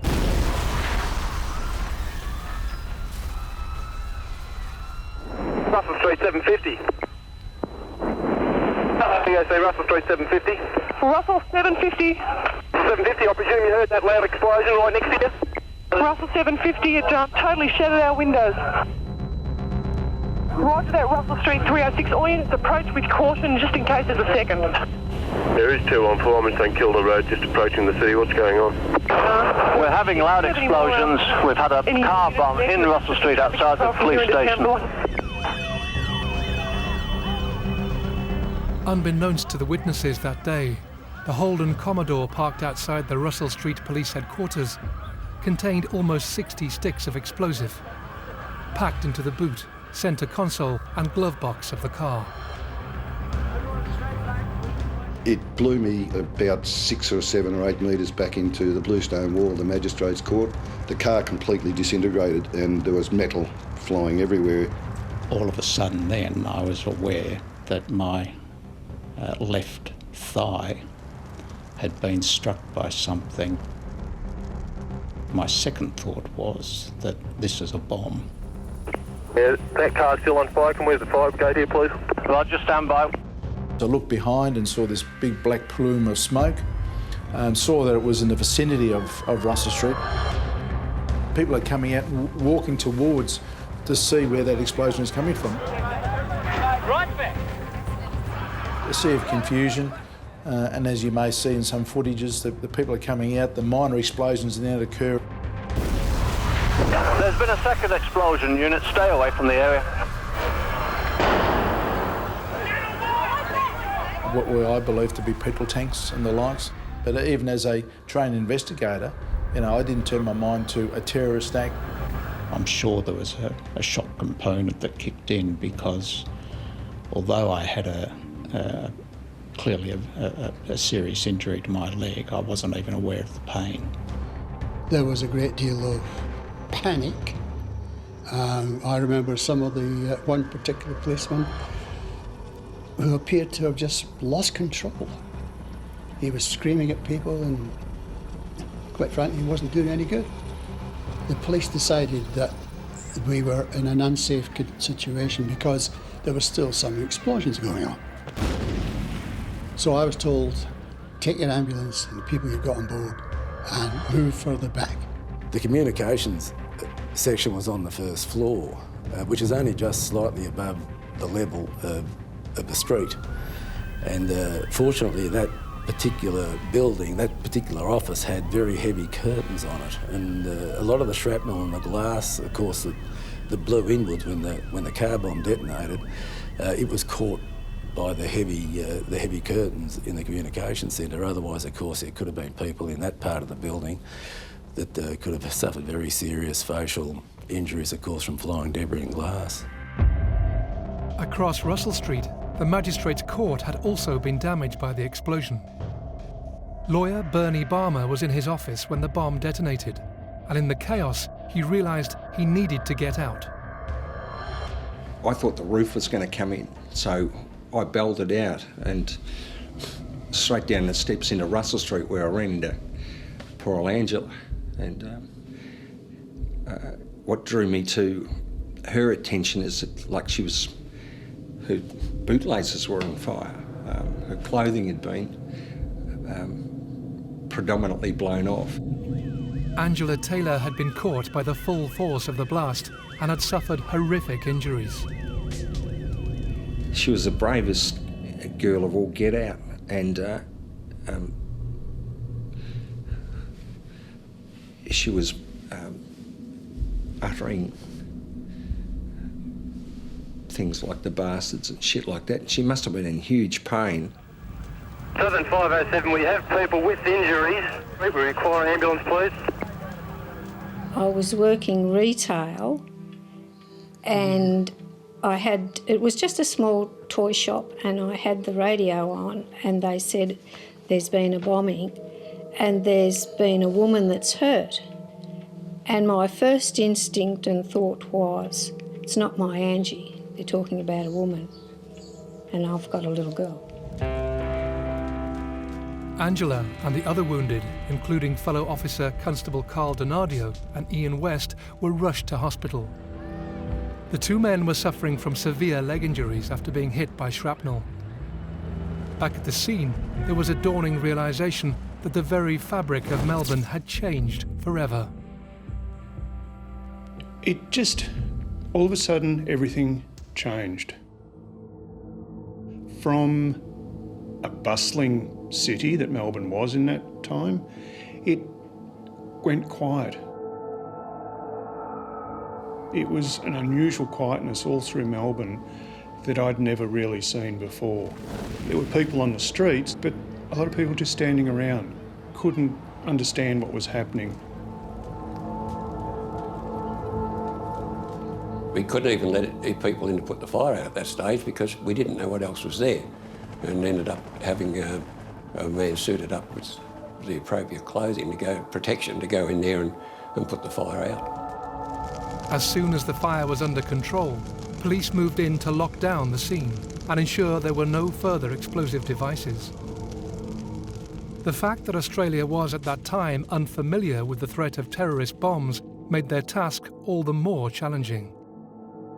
Immediately after the bombing, and even the first responders, there was just an absolute feeling of total disbelief that this could happen in Melbourne. Before this incident, we'd had minor incidents that might get you a bit concerned, but this was an absolute attack on police and society in Melbourne. The Victoria Police response was to form a dedicated task force of detectives. Their purpose? To bring those responsible for one of the most heinous acts of terrorism Australia had witnessed to justice. Job one was the crime scene. We virtually closed off a city block, and we started on the outside and worked our way in because, of course, we needed to reopen the streets. So a search was done on the buildings surrounding Russel Street, and everything that was found within that precinct was labelled, photographed in situ. And it was a very steady, systematic processing of the scene.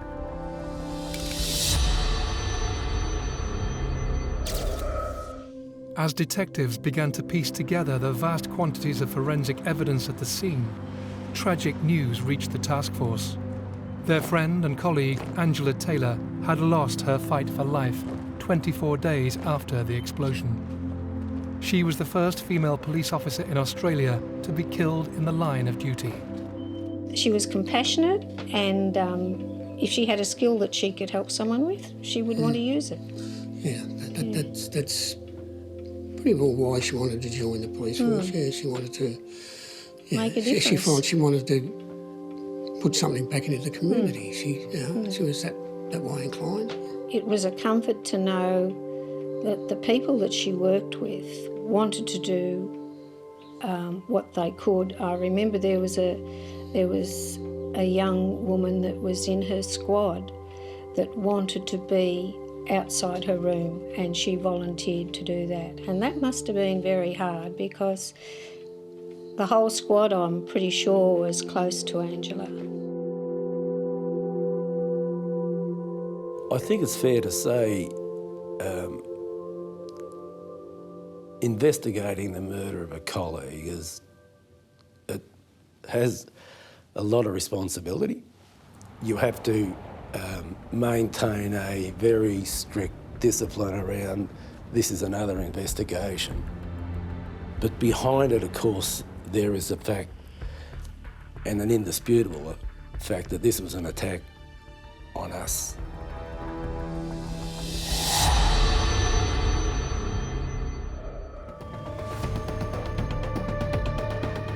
As a result of the bombing, just about every criminal haunt in Victoria, if not Australia, was raided. Turned up guns and drugs and whatever, and I think even the part of the criminal element thought that this was a no-no. There was even a feeling amongst the criminal fraternity that it was, that this was a step too far, and of course, the byproduct of that was it brought a lot of attention to the criminal fraternity, and there was probably attention that they would prefer not to have in the circumstances. So there was a fair degree of animosity towards the people that were behind the Russel Street bombing. Detectives faced the huge challenge of recovering the thousands of pieces of evidence that were spread over 3 city blocks. Any single fragment could have represented the vital clue that would lead police to whoever planted the bomb. And we were able to piece together, bit by bit, what was in the vehicle at the time it was detonated outside Russel Street. Piecing together that car, bit by bit, is one of the most amazing things I've ever seen. How they found bits of that car a kilometre away and were able to put it in the right spot. Amazing, amazing investigation. And our headquarters was over 50 metres or more away from the blast, and yet the roof of the ambulance headquarters had shrapnel spread across it. And I think this piece indicates just the size of the shrapnel that was launched and that distance. The actual gauge of the steel is extremely thick compared to what a modern car would be, and to think what this could have done should there been more people in Russel Street at the time, I think our injury level could have been much, much higher. The bomb was an offcut of 4x2 timber, where by the alarm going off on the alarm clock completed the electronic circuit between the battery and the electric detonators, which of course caused the bomb to detonate.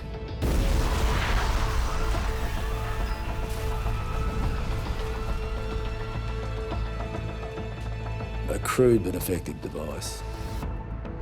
Despite the fact the scene was littered with forensic evidence, police were still unable to pinpoint any individuals who may have been responsible for planting the bomb. That was to change, however, when the Russel Street Task Force were made aware of a bank robbery that took place just hours after the bombing.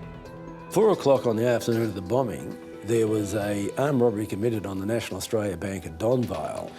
The getaway vehicle was a silver Holden Brock Special. That silver Brock Special was located in the Yarra River at Wonga Park, a northern suburb of Melbourne, some days after the Russell Street bombing.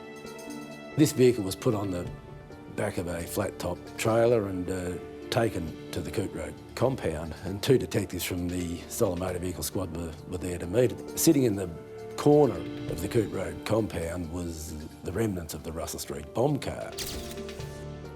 So Arthur Adams and John Bradbury, 2 of the detectives from the Stolen Motor Vehicle Squad, they started out of curiosity looking at the bomb wreck, and they were both surprised to see that the identifying numbers in the chassis had been drilled out, because that to them was an unusual way of removing identifying numbers from a vehicle. The most common way of doing it was to grind them.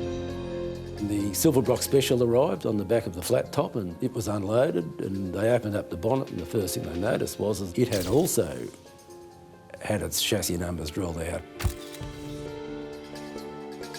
They were rather astonished. They found 2 vehicles in the one place on the one day that had been dealt with in an identical fashion. So Arthur Adams, the sergeant, came back to the task force office, and he made a statement there, and then he said, "I believe the person who stole the bomb car also stole that Silver Brock Special." Detectives now turned their attention to the theft of the car involved in the bank robbery.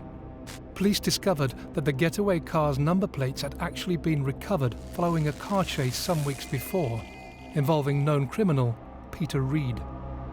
Could he be the link between the bomb car and the getaway vehicle?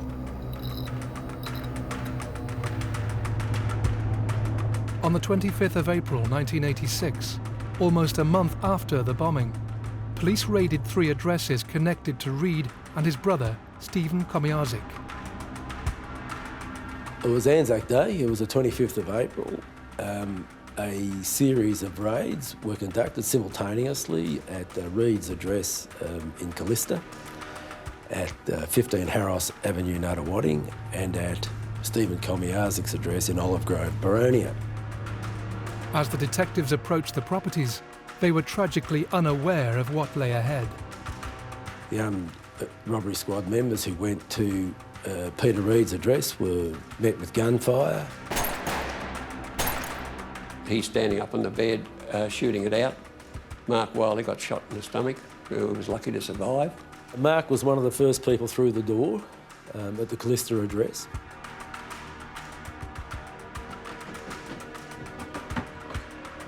And as Mark approached Peter Reid's bedroom, Reid stood up and fired at him with a revolver. And a number of shots come through the wall and the door. And 2 of them, from memory, struck Mark, and he went down in a critical condition. Steve Quincy was a detective sergeant at the Stolen Motor Vehicle Squad at the time. He courageously went into the line of fire, and he returned fire and wounded Peter Reid. Of course, at that stage, we had a very seriously injured police officer and a very seriously injured offender. Mark Wiley and Peter Reid were both rushed to hospital for life-saving surgery. Meanwhile, back at the property, a thorough search was underway. In a canvas army-style bag, we found gelignite and detonators. There were some firearms found at the address, which interestingly had the identifying numbers drilled out of them in an identical way to the motor vehicle. We also found a copy of a newspaper wrapped around some gelignite, and a petty criminal named Rodney Minogue, his fingerprint was on one of the pages. We also found a partial fingerprint on the toilet door that belonged to another petty criminal named Craig William John Minogue. We were then very interested in speaking to the Minogue brothers, and despite our best efforts, we were just unable to locate them. Unfortunately for the police, Craig Minogue and his brother Rodney had disappeared. As the search for them got underway, attention turned to an individual who was staying at the Harros Avenue address named Carl Zelinka. He had no previous criminal history, but detectives were sure he knew more than he was telling them. We actually spoke to Carl and spoke to him about his knowledge of the Minogues, and he denied knowing them and denied knowing Peter Reid, and we knew that wasn't right because we'd spoken to his neighbours and we'd shown neighbours photographs of the Minogues and Peter Reid, and neighbours had identified them as being people that frequented 15 Harros Avenue, Nunawading. So Carl was lying through his teeth to us, but we couldn't quite work out what the motivation for it all was at that stage. From the examination of the crime scene, the forensic were able to put together how the bomb had been set up. And it had been put on a block of wood with an alarm clock. As a result of going to Harros Avenue, Nunawading, we found that the block of wood matched a fence post at Harros Avenue. Some slivers of timber which fitted perfectly across a fault line in the bomb block and also still attached to the fencing. So we knew in our own mind then scientifically that the bomb block of wood had come from the fence line at 15 Harros Avenue, Nunawading, and we then formed a fairly strong view that Carl Zelinka knew a lot more about the Minogues and Peter Reid than he was telling us. Faced with increasingly incriminating evidence against him, Zelinka began to talk, and one of the crucial pieces of information he provided was the name of another man who he thought could be involved. They used to refer to him as Stan the Man, and I had a very diligent detective on my crew named Mark Harris, and I said to Mark, go to the record section and find Stan the Man. And he found a male person in his early 50s, Stanley Brian Taylor, whose driver's licence was registered to the Minogues' parents' address. That then formed the identification of Stan the Man. Yeah, he'd been involved on the wrong side of the law for most of his life, from the age of 12, I think. And he'd done a lot of hold-ups and other crimes. He was a serious armed robber, really not the type of fellow you'd expect to be hanging out with a couple of young fellows like the Minogues. But what had happened was that when Stan was released from prison, he'd become a social worker. And he was employed out in the Muralbark area to work with youth, supposedly to keep them out of trouble and to not make the mistakes in life that he'd made. He was fairly charismatic. He'd been to jail, he'd robbed banks, he'd come out, he used to get acting bit parts in Australian drama series. So he had some sort of allure for these young men, and he groomed them in the guise of helping them on the straight and narrow. He was in fact grooming them to be young attack dogs, and he turned them into very effective armed robbers. This afternoon, a man was flown to Swan Hill by the police air wing. The Birchip man has also agreed to a further interview period by police over the Russel Street bombing. He knew his way around the system very well, but He also knew that first in was best dressed when it came to doing deals.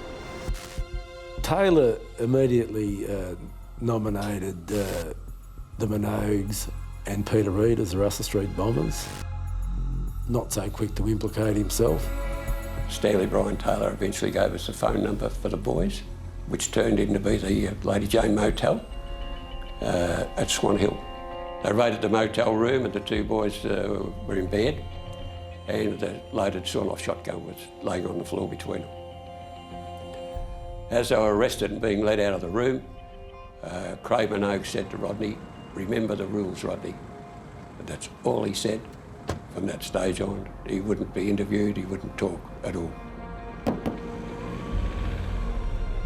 But they were all subsequently charged with the bombing. With the chief suspects in custody, detectives focused their attentions on the next challenge: to assemble a case that would convince a jury that they had caught the right men. The volume of physical evidence was staggering, really, and how we could tie each person into it. But all that had to come into the court, so it was good evidence. Another major source of evidence came from an associate of Craig Minogue, Taylor and Reid, called Paul Hetzel.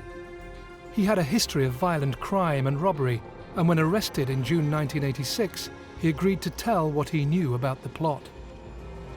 He described the alleged bombers as having a hatred of police and a desire to kill as many officers as possible. Now, Hetzel was an interesting character. He knew straight away who was involved in the Russell Street bombing, and he'd been privy to conversations in the lead up to it. And we located him a couple of days after the arrest of Stan Taylor, and Gary Ayres and I interviewed Paul Hetzel over the course of a day or two, and he told us the whole history, filled in a few missing spots that we're unaware of course, and that Carl Zelenka wasn't aware of. So Hetzel virtually filled in all the missing pieces that we hadn't at that stage. The trial of the alleged bombers began in January 1988. Peter Reid, Craig and Rodney Minogue, and Stan Taylor faced a number of charges, including murder and conspiring to blow up the Russell Street Police headquarters. In proceedings before the trial started, the charges against Stephen Komiarczyk were dropped due to insufficient evidence. The offenders were faced a committal proceeding at the Melbourne Magistrates Court, and in fact I was the first witness. And I gave my evidence of my observation, and as I walked out of the court, Craig Minogue spat on me, and I just looked at him and walked out. Well, it was one of the longest criminal trials in Victoria's history. Trial raged for months. Witnesses were in the witness box for days on end. The integrity of people was attacked by defence counsel, as is normal in a high-profile criminal trial. I will say this, Hetzel and Zelenka gave evidence that, in my mind, was 100% truthful. We'd corroborated virtually everything that those two men told us. Unfortunately, it's difficult when you have a criminal giving evidence in a criminal trial against his colleagues. There's no doubt in my mind that the jury were quite happy with Carl Zelenka because he did not have a criminal history. I'm not sure they were as convinced as to Paul Hetzel's integrity. In August 1988, and after a trial that lasted almost 8 months, featuring 156 witnesses, at last the jury returned its verdict. Stan Taylor was convicted. He was sentenced to life imprisonment, never to be released. Craig Minogue was convicted. He was sentenced to 40 years with a 27-year minimum. Young Rodney Minogue was convicted and sentenced to accessory after the fact of the Russell Street bombing. Peter Reid was acquitted. However, he was convicted by the jury of using a firearm to prevent apprehension and attempted murder of Detective Sergeant Steve Quincy, who was the police officer who actually shot him. Peter Reid's acquittal was a bitter pill.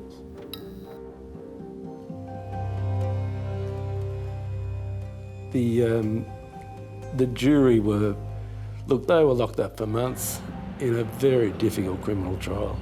You can never be critical of juries. They do their very best in very difficult circumstances. And I think really when you look at the evidence they listened to, they gave a verdict that was in their mind was the correct and just one to give. So, you know,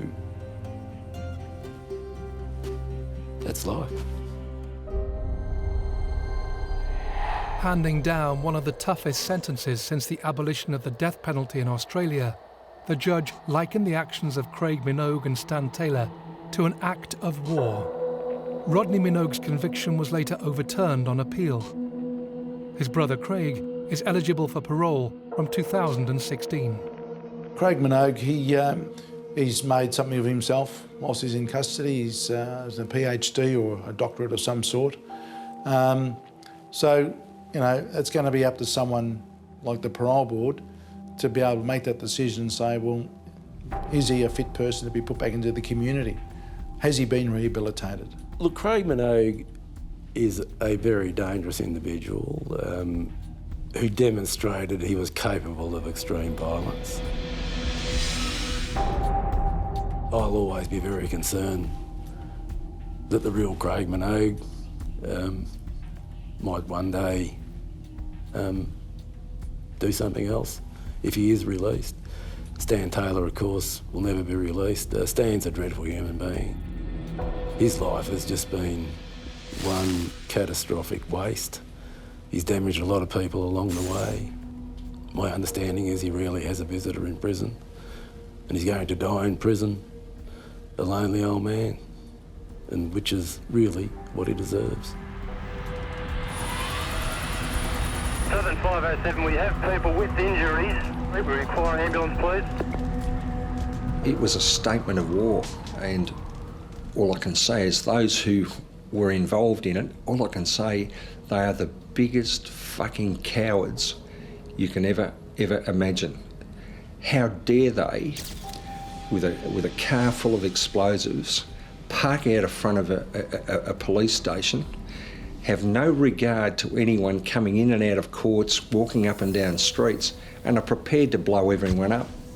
I'd look them in the eye and tell them, you're just fucking cowards. I don't believe any of these people should ever be released back into society. If someone's got a propensity to do what they did, that propensity will still be there. And if they do get out, it's my firm belief that they won't last very long. With the perpetrators locked up for their offences, the city of Melbourne tried to move on. That is until 1992, when the disappearance of a young teenage girl, 6 years after the explosion, would bring the Russel Street bomb back to the headlines. Prue Bird was the teenage daughter of a woman called Jenny Bird, and Prue Bird disappeared in 1992. One sunny Sunday afternoon, she vanished from the face of the earth. Her mother suspects from very early days that it's a very sinister disappearance connected with her mother's connection with this major criminal. Prue's grandmother, Julie, had started a relationship with a man closely associated with the Russell Street bombing. His name was Paul Hetzel, the star witness in the trial of the bombers back in 1988. She met Paul when she used to visit jail. When he gets out of jail, he manipulates her to purchase weapons, to have driver's licences and to rent properties, houses and things. All he brings to the relationship is a briefcase with a pistol in it. He's a very bad man. He knows other very bad men. Among them are a group of people led by a man called Stan Taylor, and including two brothers, Rodney and Craig Minogue, and another man called Peter Reid. As these four men were standing trial, charged with numerous offences relating to the Russell Street bombing, disturbing rumours began to surface. During the court case, Prue's grandmother gives evidence that one of the bombers, Craig Minogue, had once threatened her, and he had said to her, if you ever talk about us or dob us into the police or inform, what will happen to one of your grandkids, like dear little Prue?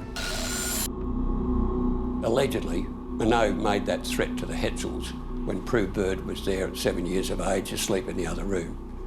Now, Craig Minogue denies that, but I believe the Hetzels. Craig Minogue has consistently denied making any such threat to Julie and Paul Hetzel about their granddaughter Prue and any involvement in her disappearance. Her body has never been found. In 2009, new information came to light that seemingly pointed police in a new direction. 17 years later, in jail in Victoria, a very bad man called Leslie Camilleri starts talking about being connected with not only the murders he's been convicted of, which were horrific murders, he starts to tell people that he was involved in the Prue Bird case. The police get to hear about this. They go and see him and they said, look, we just want to clear this up, can you help? Leslie Camilleri is a monster, but he's a monster who doesn't want to get himself killed in jail. And he realises if he gives a very clear story, that there's a fair chance that he will be killed in jail. So what he does is he goes to court and he gives a sort of a lame half version of the truth. And he said that he had abducted Prue, but he wouldn't supply all the links and he wouldn't identify where the body was. Leslie Camilleri was found guilty and in 2013 sentenced to 28 years for admitting the murder of Prue Bird. He refused to give any details about the circumstances of her death and the location of her body. Despite his claims he acted alone, some remain convinced there was another person involved. For others, the links between Prue's disappearance and the Russel Street bomb refused to fade away. I believe the threat was made, and I don't think Camilleri's telling everything that he knows. He certainly admitted killing the girl, but there's a lot more behind it. There's more to it, and I think even any investigator will say the same, but unless you get the information, you can't take it any further. I'm certain in my own mind that Prue Bird was murdered as a consequence of Julie and Paul Hetzel's evidence they gave at the trial. The Russell Street bomb was one of the first major terrorist attacks the state of Victoria had witnessed. It is nothing short of miraculous that the explosion claimed only a single life. Both Ian West and Constable Carl Donadio, who were severely wounded by shrapnel from the bomb, recovered from their injuries. The mental scars for them and the city as a whole, however, were not so quick to heal. It seemed to me that criminals in Victoria had reached that moral level where they just didn't care what they did. And I think Russell Street was the start of that. The Russell Street bombing was a turning point in the history of Melbourne. It is still talked about, and it's amazing how many people, when it comes up or the anniversaries come up, everyone remembers where they were and what they were doing at that particular time. Probably won't leave me. But we'll do the best we can. But I just feel so sorry for the Taylor family. As I said, they haven't had the benefit of seeing her marry, having grandkids. Yeah, no, it's awful. Angela's left a lot behind to remind everybody of the work that she did and the love that she had for a job. One of the lovely tangible things is Angela's Rose, and that's beautiful. And that's around some police stations and, it's everywhere, isn't it, Arthur? And so we have the Blue Ribbon Foundation with all the fun runs and activities where money is raised. It goes to giving equipment to hospitals so that the life continues on. Even though we haven't got Angela in her way, she's still working to save other lives.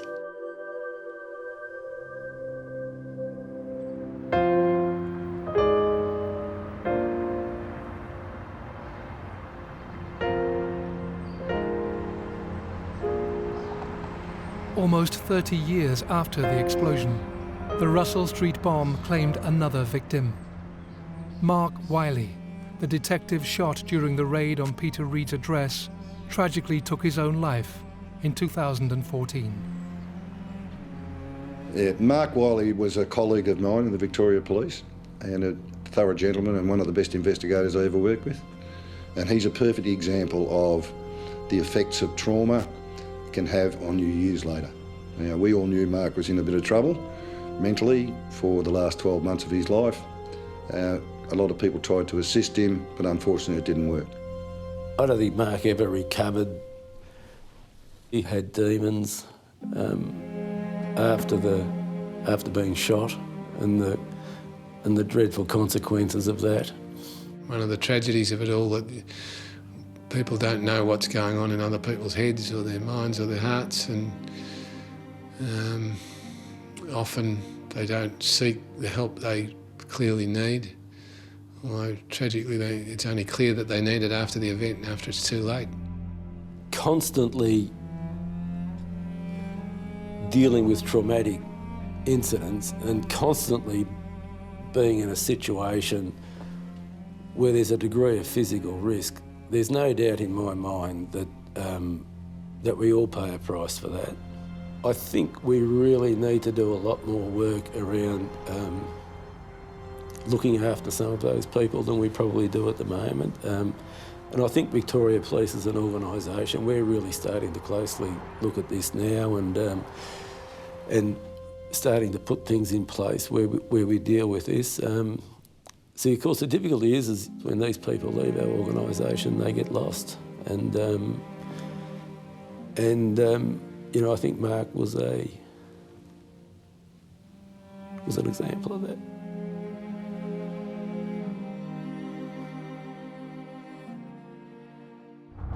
I think people were horrified. Just couldn't believe that this would happen in Australia. The first shots rang through the plaza, packed with Saturday afternoon shoppers just after 3:30.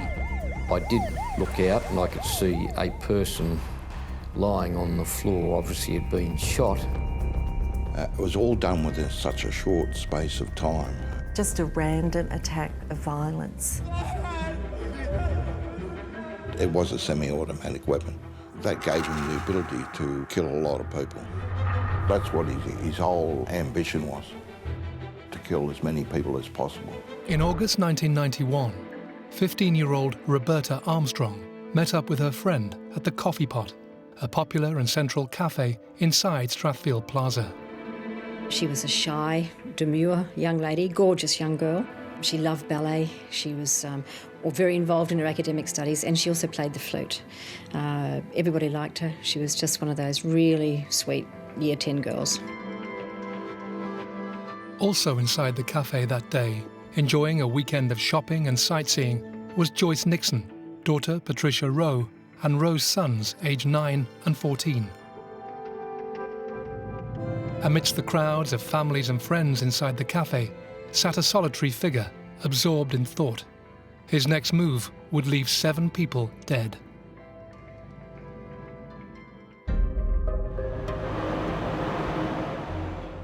Celebrated as one of the most culturally diverse areas of Sydney, Strathfield is an inner west suburb just 14 kilometres from Sydney City and its surrounding harbour. Strathfield was a place that was a safe haven for everybody. We had our friends in the area. We really didn't go outside Strathfield for friendships, and our whole life centred in Strathfield. It's a real community. It's centred around families. We all go to the same sports on Saturday morning. We all pitch in and help at the sausage sizzle. It's a great place to live.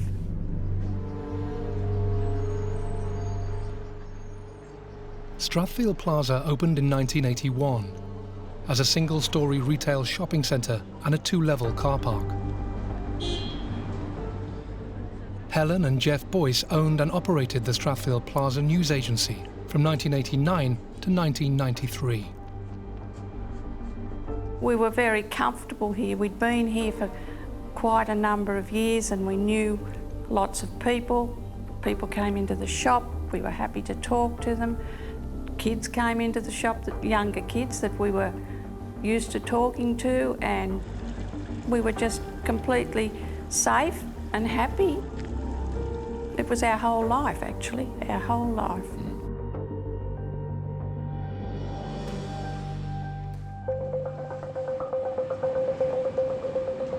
Saturday afternoon at Strathfield Plaza in Sydney's western suburbs on the 17th of August 1991.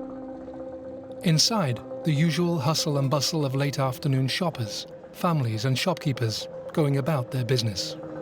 Well, it was a busy day, always a busy day. People would be rushing in to get things at the last minute. There would be families, the kids would come and want to buy magazines.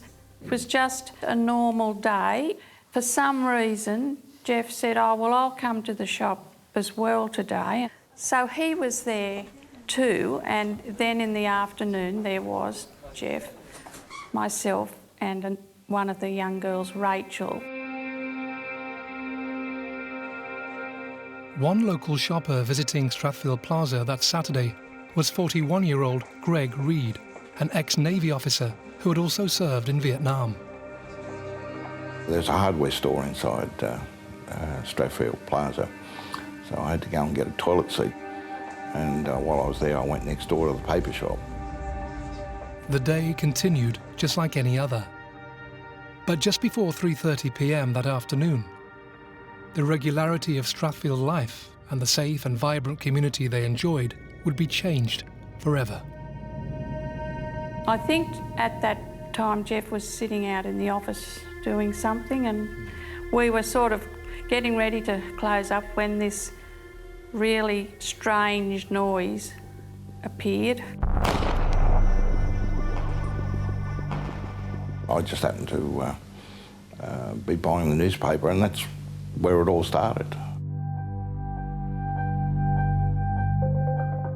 It sounded like metal trays being dropped on the terrazzo floor. And before I had time to think much more, this young lass came running round from the bread kiosk and said, there's a man round there with a gun and he's shooting. In a sudden and frenzied attack, the man brutally stabbed 15-year-old Roberta Armstrong, who sat directly behind him. The young schoolgirl had no chance to defend herself. Before customers could react, he grabbed a semi-automatic rifle from his satchel and opened fire inside the busy cafe. Since I heard the screams and the shooting, I became alert. I sort of heard the shots being fired. I looked straight out the shop and there was sheer panic. A lot of people ran into the shops. Within minutes, the shopping centre became a scene of chaos. The gunman, having stunned shoppers in the cafe, was now shooting randomly at people in the plaza. There were 10 people in our shop, plus the three of us, and we herded them all into our little back office, which probably measured about... 2 metres by 2 metres. They didn't have time to close their shops. Most of the shopkeepers got all their customers to go to the back of the shop, and that was the only defence they had. It was very tight. We were standing like shoulder to shoulder, and then I just happened to see another lady hiding behind the card racking, and I pulled her in too. People were hiding behind anything they could find. And there we were, standing there not knowing what was happening. I saw people fleeing and I saw people laying down. And that's when I saw one person being shot in front of me. On a busy Saturday afternoon, Strathfield Plaza would have hundreds of visitors, and that day in 1991 was no different. As the gunman moved away from the cafe, he opened fire on anybody in his sight. I did look out and I could see a person lying on the floor, obviously had been shot, and one shot had been fired at the chemist, which was next door to us, By this time we did sense there was someone with a gun. We had no idea where that person was in the plaza. Still unaware of the gunman's whereabouts, Jeff and Helen Boyce hid. Greg Reed began to track his movements in the hope the gunman could be stopped. When I saw him downstairs, I could see that he was trying to imitate a commando person, but he wasn't a commando. He wasn't calm in anything he was doing. He wasn't panicking either. I contacted the police and I wasn't able to give them any information, but they held me on the phone in case I could see something.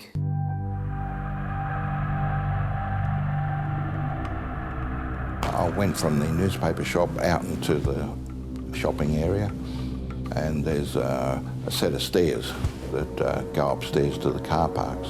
I actually went up to the first level. That's when I discovered that he's not shooting anybody laying down.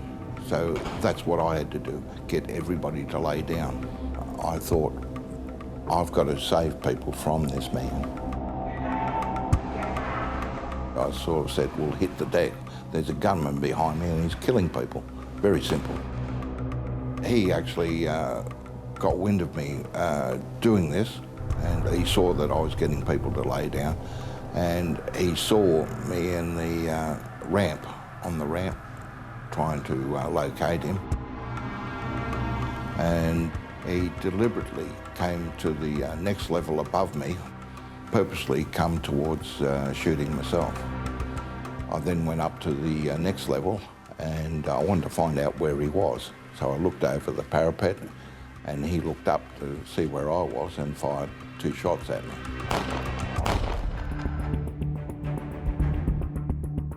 That was very close. The bullets came very close to my face. Having narrowly missed being shot himself, Greg was determined to warn as many people as he could of the danger they found themselves in, and instructed them to lay down and hide. Very hard to explain to people that when you're running on adrenaline, I was able to leap 3 stairs at a time, and I was a big man, and for me to leap 3 stairs at a time, it takes a lot of physical strength. You have just about superpowers when you're running on adrenaline.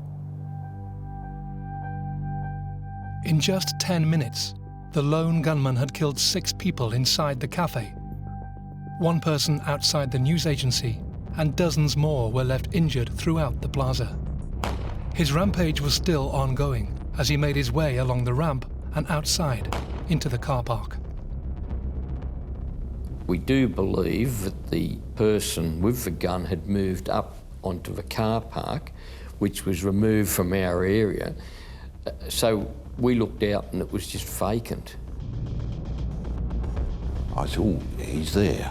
And so I went outside and there was a young couple there. And I said, look, hit the deck.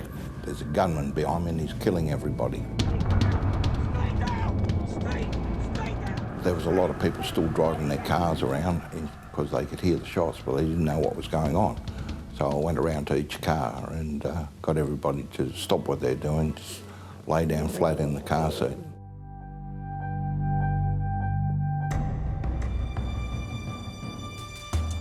When I was actually out in the first level car park, I was telling this lady to lay down on the seat flat, and she turned around and she said, too late, he's right behind you. He was about 20 yards away. In that sort of distance, you really couldn't miss. He didn't fire straight away. And I looked at him and he didn't fire, so I said, well, you've got to leap sideways. And that's what I did. And when I leapt, he fired. Greg Reed's courageous efforts caught him in the gunman's path once again. Instinctively leaping to what he hoped was safety, the bullets tore through the air as he hit the ground. And that's why I got shot in the feet, because he caught me going through the air. I did go out after some time. I did go out in the back alleyway out to the dock and looked up, and I could see the gunman standing on the stairs which led from the car park of a plaza into the administration building. When I looked up, it was just, to me, it was a man with a gun just looking out over the car park. I don't think he could see me or didn't recognise that I was there because I very tentatively looked outside the dock. And as soon as I sighted him, I then moved back inside. And if there was only one person with a gun, and at that stage we didn't know, I at least knew where that person was. In just 10 minutes, the unidentified gunman had discharged over 50 rounds of ammunition and showed no signs of stopping.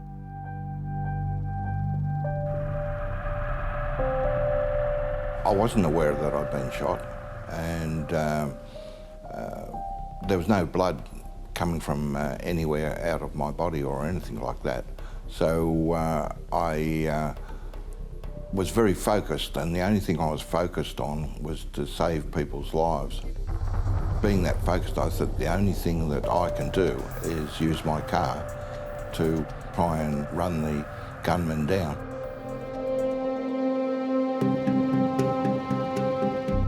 As the gunman lost focus, the frustration and defeat were evident to those who witnessed his actions.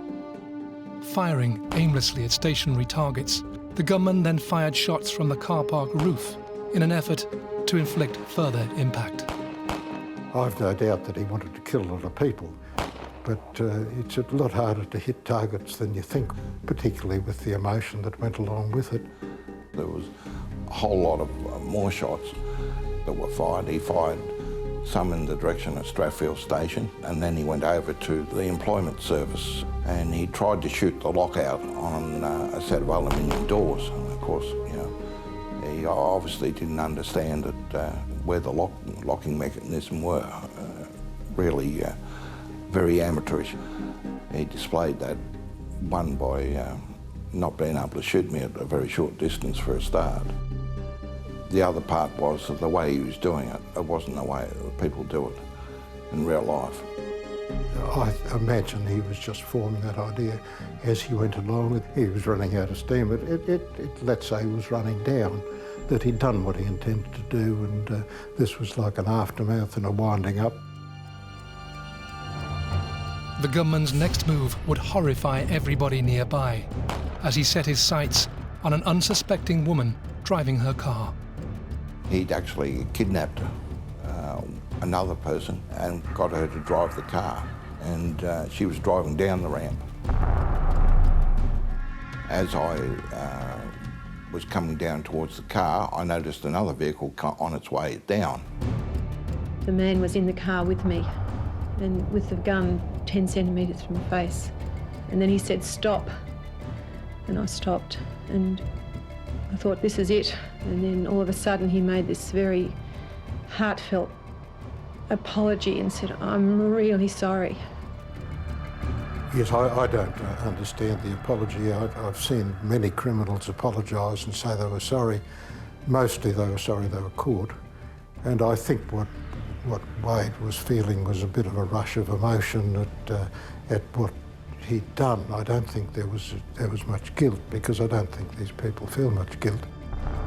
After a terrifying few minutes, the gunman unexpectedly changed his mind, apologised, and got out of the woman's car. He sort of kept walking over towards the other cars, and I heard a single shot.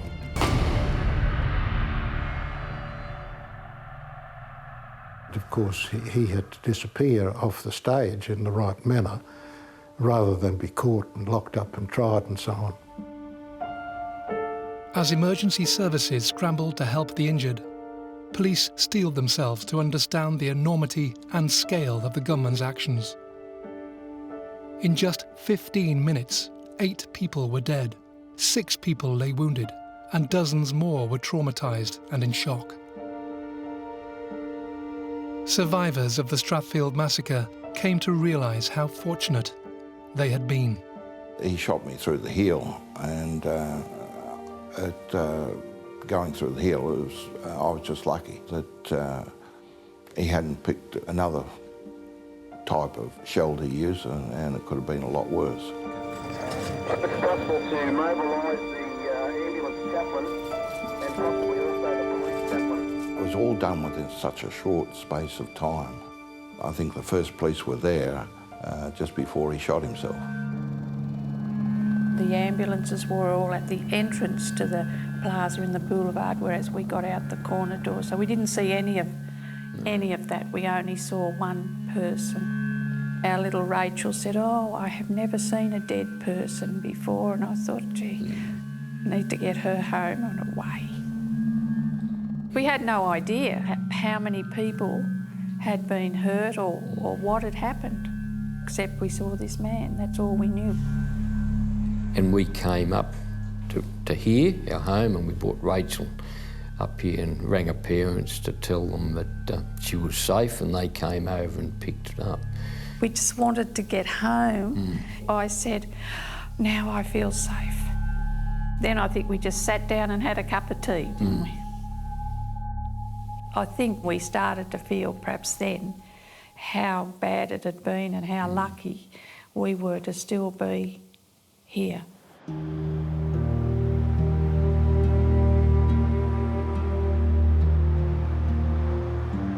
As police and media descended on the plaza, for those involved, the shock had started to set in. It just shifts the whole of society, I feel, and it definitely shifted the Strathfield community to a point where the community bonded. Everybody was still in shock. When something like this happens in a community, nearly everyone is touched in some way, to one degree or another. It wasn't just the children who had fears, it was the teachers. It was the whole Strathfield community, extended community, that really did pull together. We all had businesses there. It was our livelihood.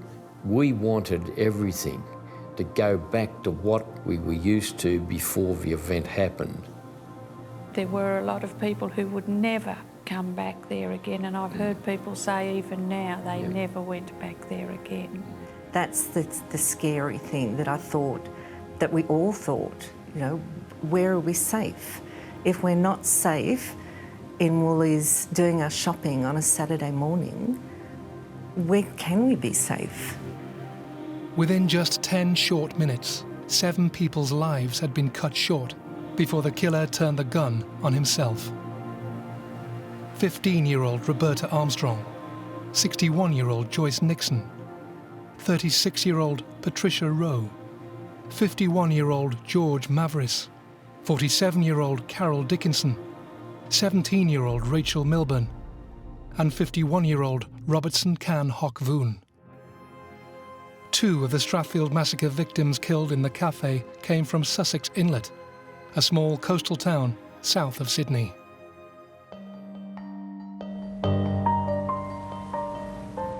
The violent massacre at Strathfield was as devastating as it was difficult to understand. Never before had Sydney witnessed such a sadistic crime, and people justifiably wanted answers. Why would a man with no police record, no history of violence, no obvious motive, commit such a savage and ruthless attack?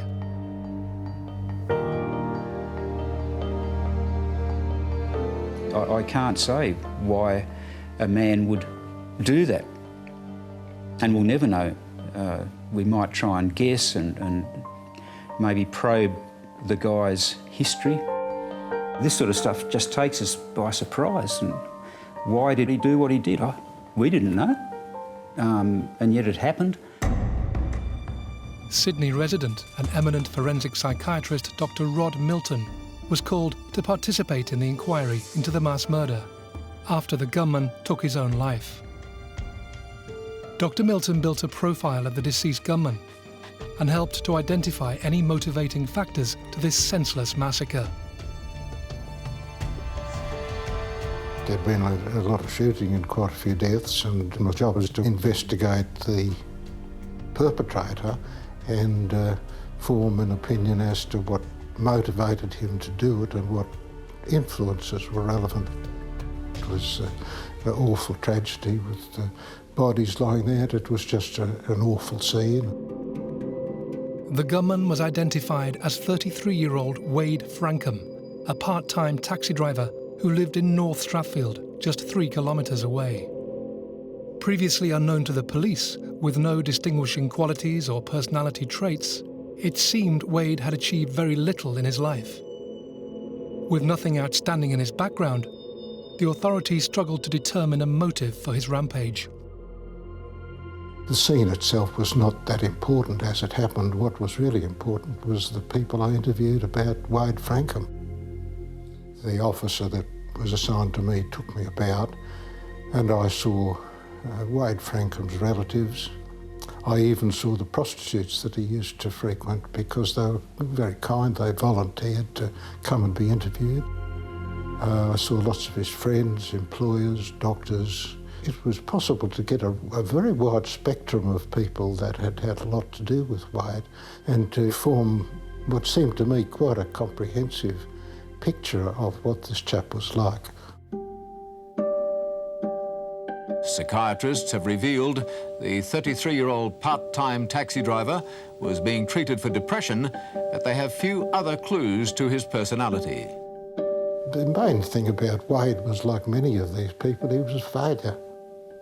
Wade thought he was a lot better than he was and thought he could do a lot better, and of course when he didn't, he got cranky. And I think it was that caused him to do the killings. His sister said that he never really showed much feeling to him. He'd get upset about something, but he'd hold it in. Gaynor Frankham told the inquest she and her brother had a strict upbringing. During their school years, their parents would lock them in their rooms to study. Even when you did achieve, if you got 99%, they'd say, "What happened to the 1%? He was a bit dyslexic and he didn't get on terribly well at the private school that he went to. And certainly the dyslexia was an important element. If that had been corrected, perhaps he wouldn't have been so bad. As Dr. Milton built the profile, he sensed Wade's upbringing and parents' behaviour could have had a decisive impact in shaping him into the man he became. Wade had a background of success, but the parents, I think, affected him in 2 ways. One was their distance from him and his mother's unpredictability in emotion and love and that kind of thing. There was this wretched business with his mother being unpredictable and given to rages and drinking more than she should have done and smoking a lot. And the father, I think, not being able to cope with this, being a bit distant from it. The other was that they regarded him too highly and that he then thought he was capable of much more than he was.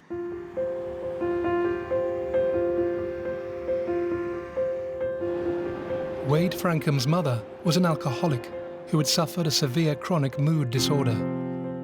In April 1990, just 16 months before the massacre, she committed suicide, leaving Wade devastated. Wade inherited $30,000 after his mother's death, buying a stereo and a video, and spending the rest on the services of prostitutes. I think Wade felt bad about himself generally, and I think he had some doubts about his sexuality, but he was capable of some normal sexual responses. How much, we're not quite sure, because he had the prostitutes do things to him that suggested homosexuality, but the fact that he had girls do it suggested that he needed to be associated with women rather than men. Looking back over his behaviour, Wade Frankham took steps towards preparations for the ensuing carnage. Having purchased a semi-automatic rifle, he had his knife sharpened in July, while his hair was cut exceptionally short the day before the massacre in August 1991. I suspect that buying the gun meant he had thoughts about using it, and then he bought 100 rounds of ammo, and certainly he formed his ideas clearly by the time he got the knife sharpened and wanted a better edge on it and that kind of thing. But then as he ran out of money and ran out of a supply of girls that he could pay, I think he felt desperate because sex was a good outlet for him, and perhaps an only outlet. And I think it was sort of building up to a climax. As the money ran out, then that's when it would build up to a final, what he would regard as a success. Many of these people do regard the killing as success at the end of a life of failure. That was part of the one successful event in his life. On the morning of the massacre, Wade Frankham caught a train from North Strathfield station. Here, he chillingly warned the station guard he knew by name to go home. Arriving at Strathfield Plaza at 1 p.m, Wade sat for hours inside the cafe, contemplating his next move, and then, without warning, launched into a shocking attack. Wade Frankham stabbed 15-year-old Roberta Armstrong before reaching for the gun and shooting Joyce Nixon and daughter Patricia Rowe, cafe owner George Maveris and Carol Dickinson, and her 17-year-old niece, Rachel Milburn. Wade then headed out into the plaza, firing at those who fled. 51-year-old Robertson Can Hock Voon was killed outside the news agency, with dozens injured from bullet wounds. The entire massacre took less than 15 minutes.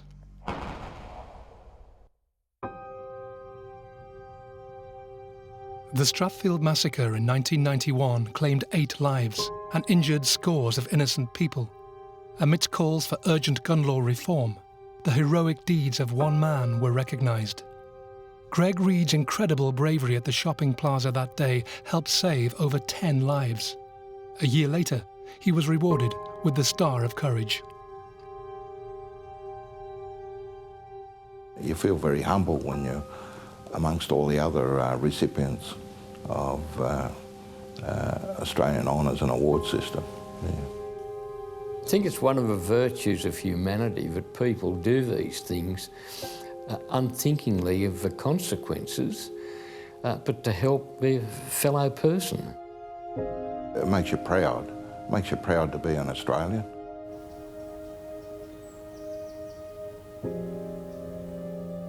The Strathfield massacre sparked debate about the sale and ownership of guns that would culminate in the banning of semi-automatic weapons just 5 years later, a legislation enforced by Prime Minister John Howard after the 1996 Port Arthur tragedy.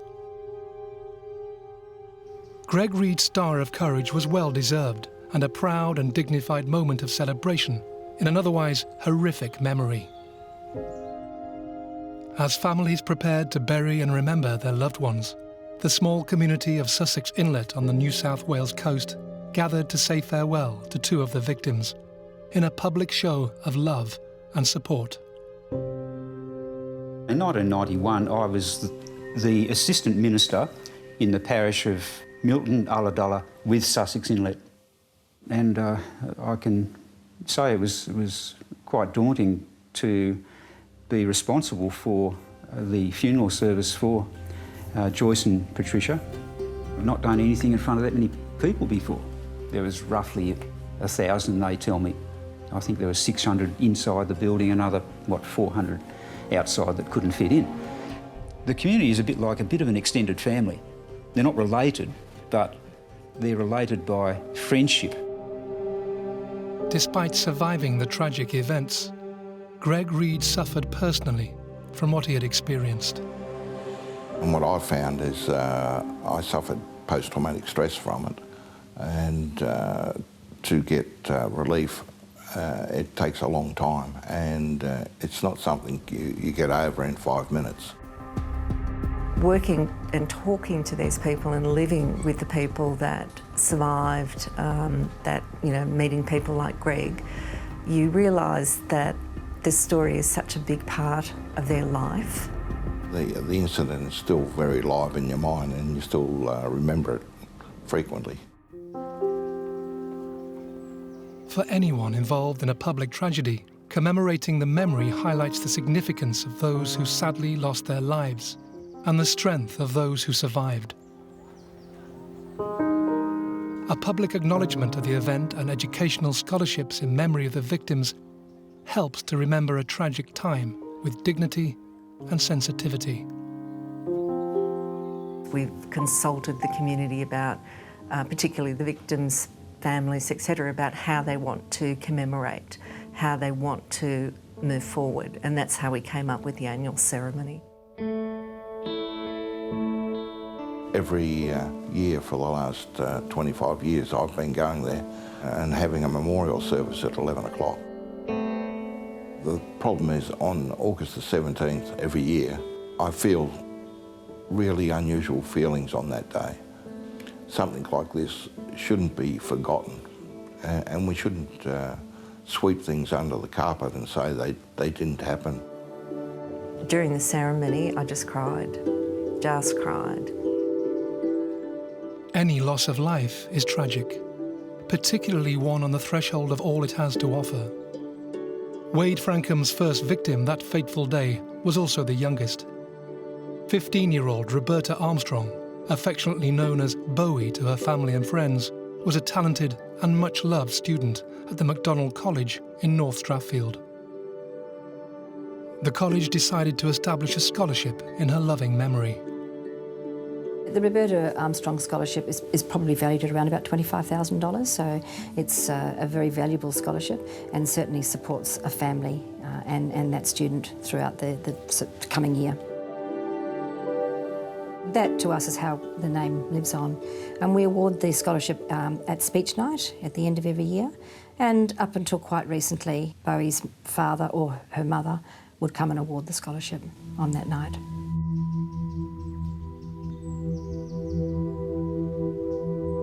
Over 20 years after the tragedy, Roberta and all the victims will never be forgotten, and the community of Strathfield has endeavoured to work hard to move forward and rebuild. We just carried on with our life as we were before and said, well, this is what we have to do. We have to do it.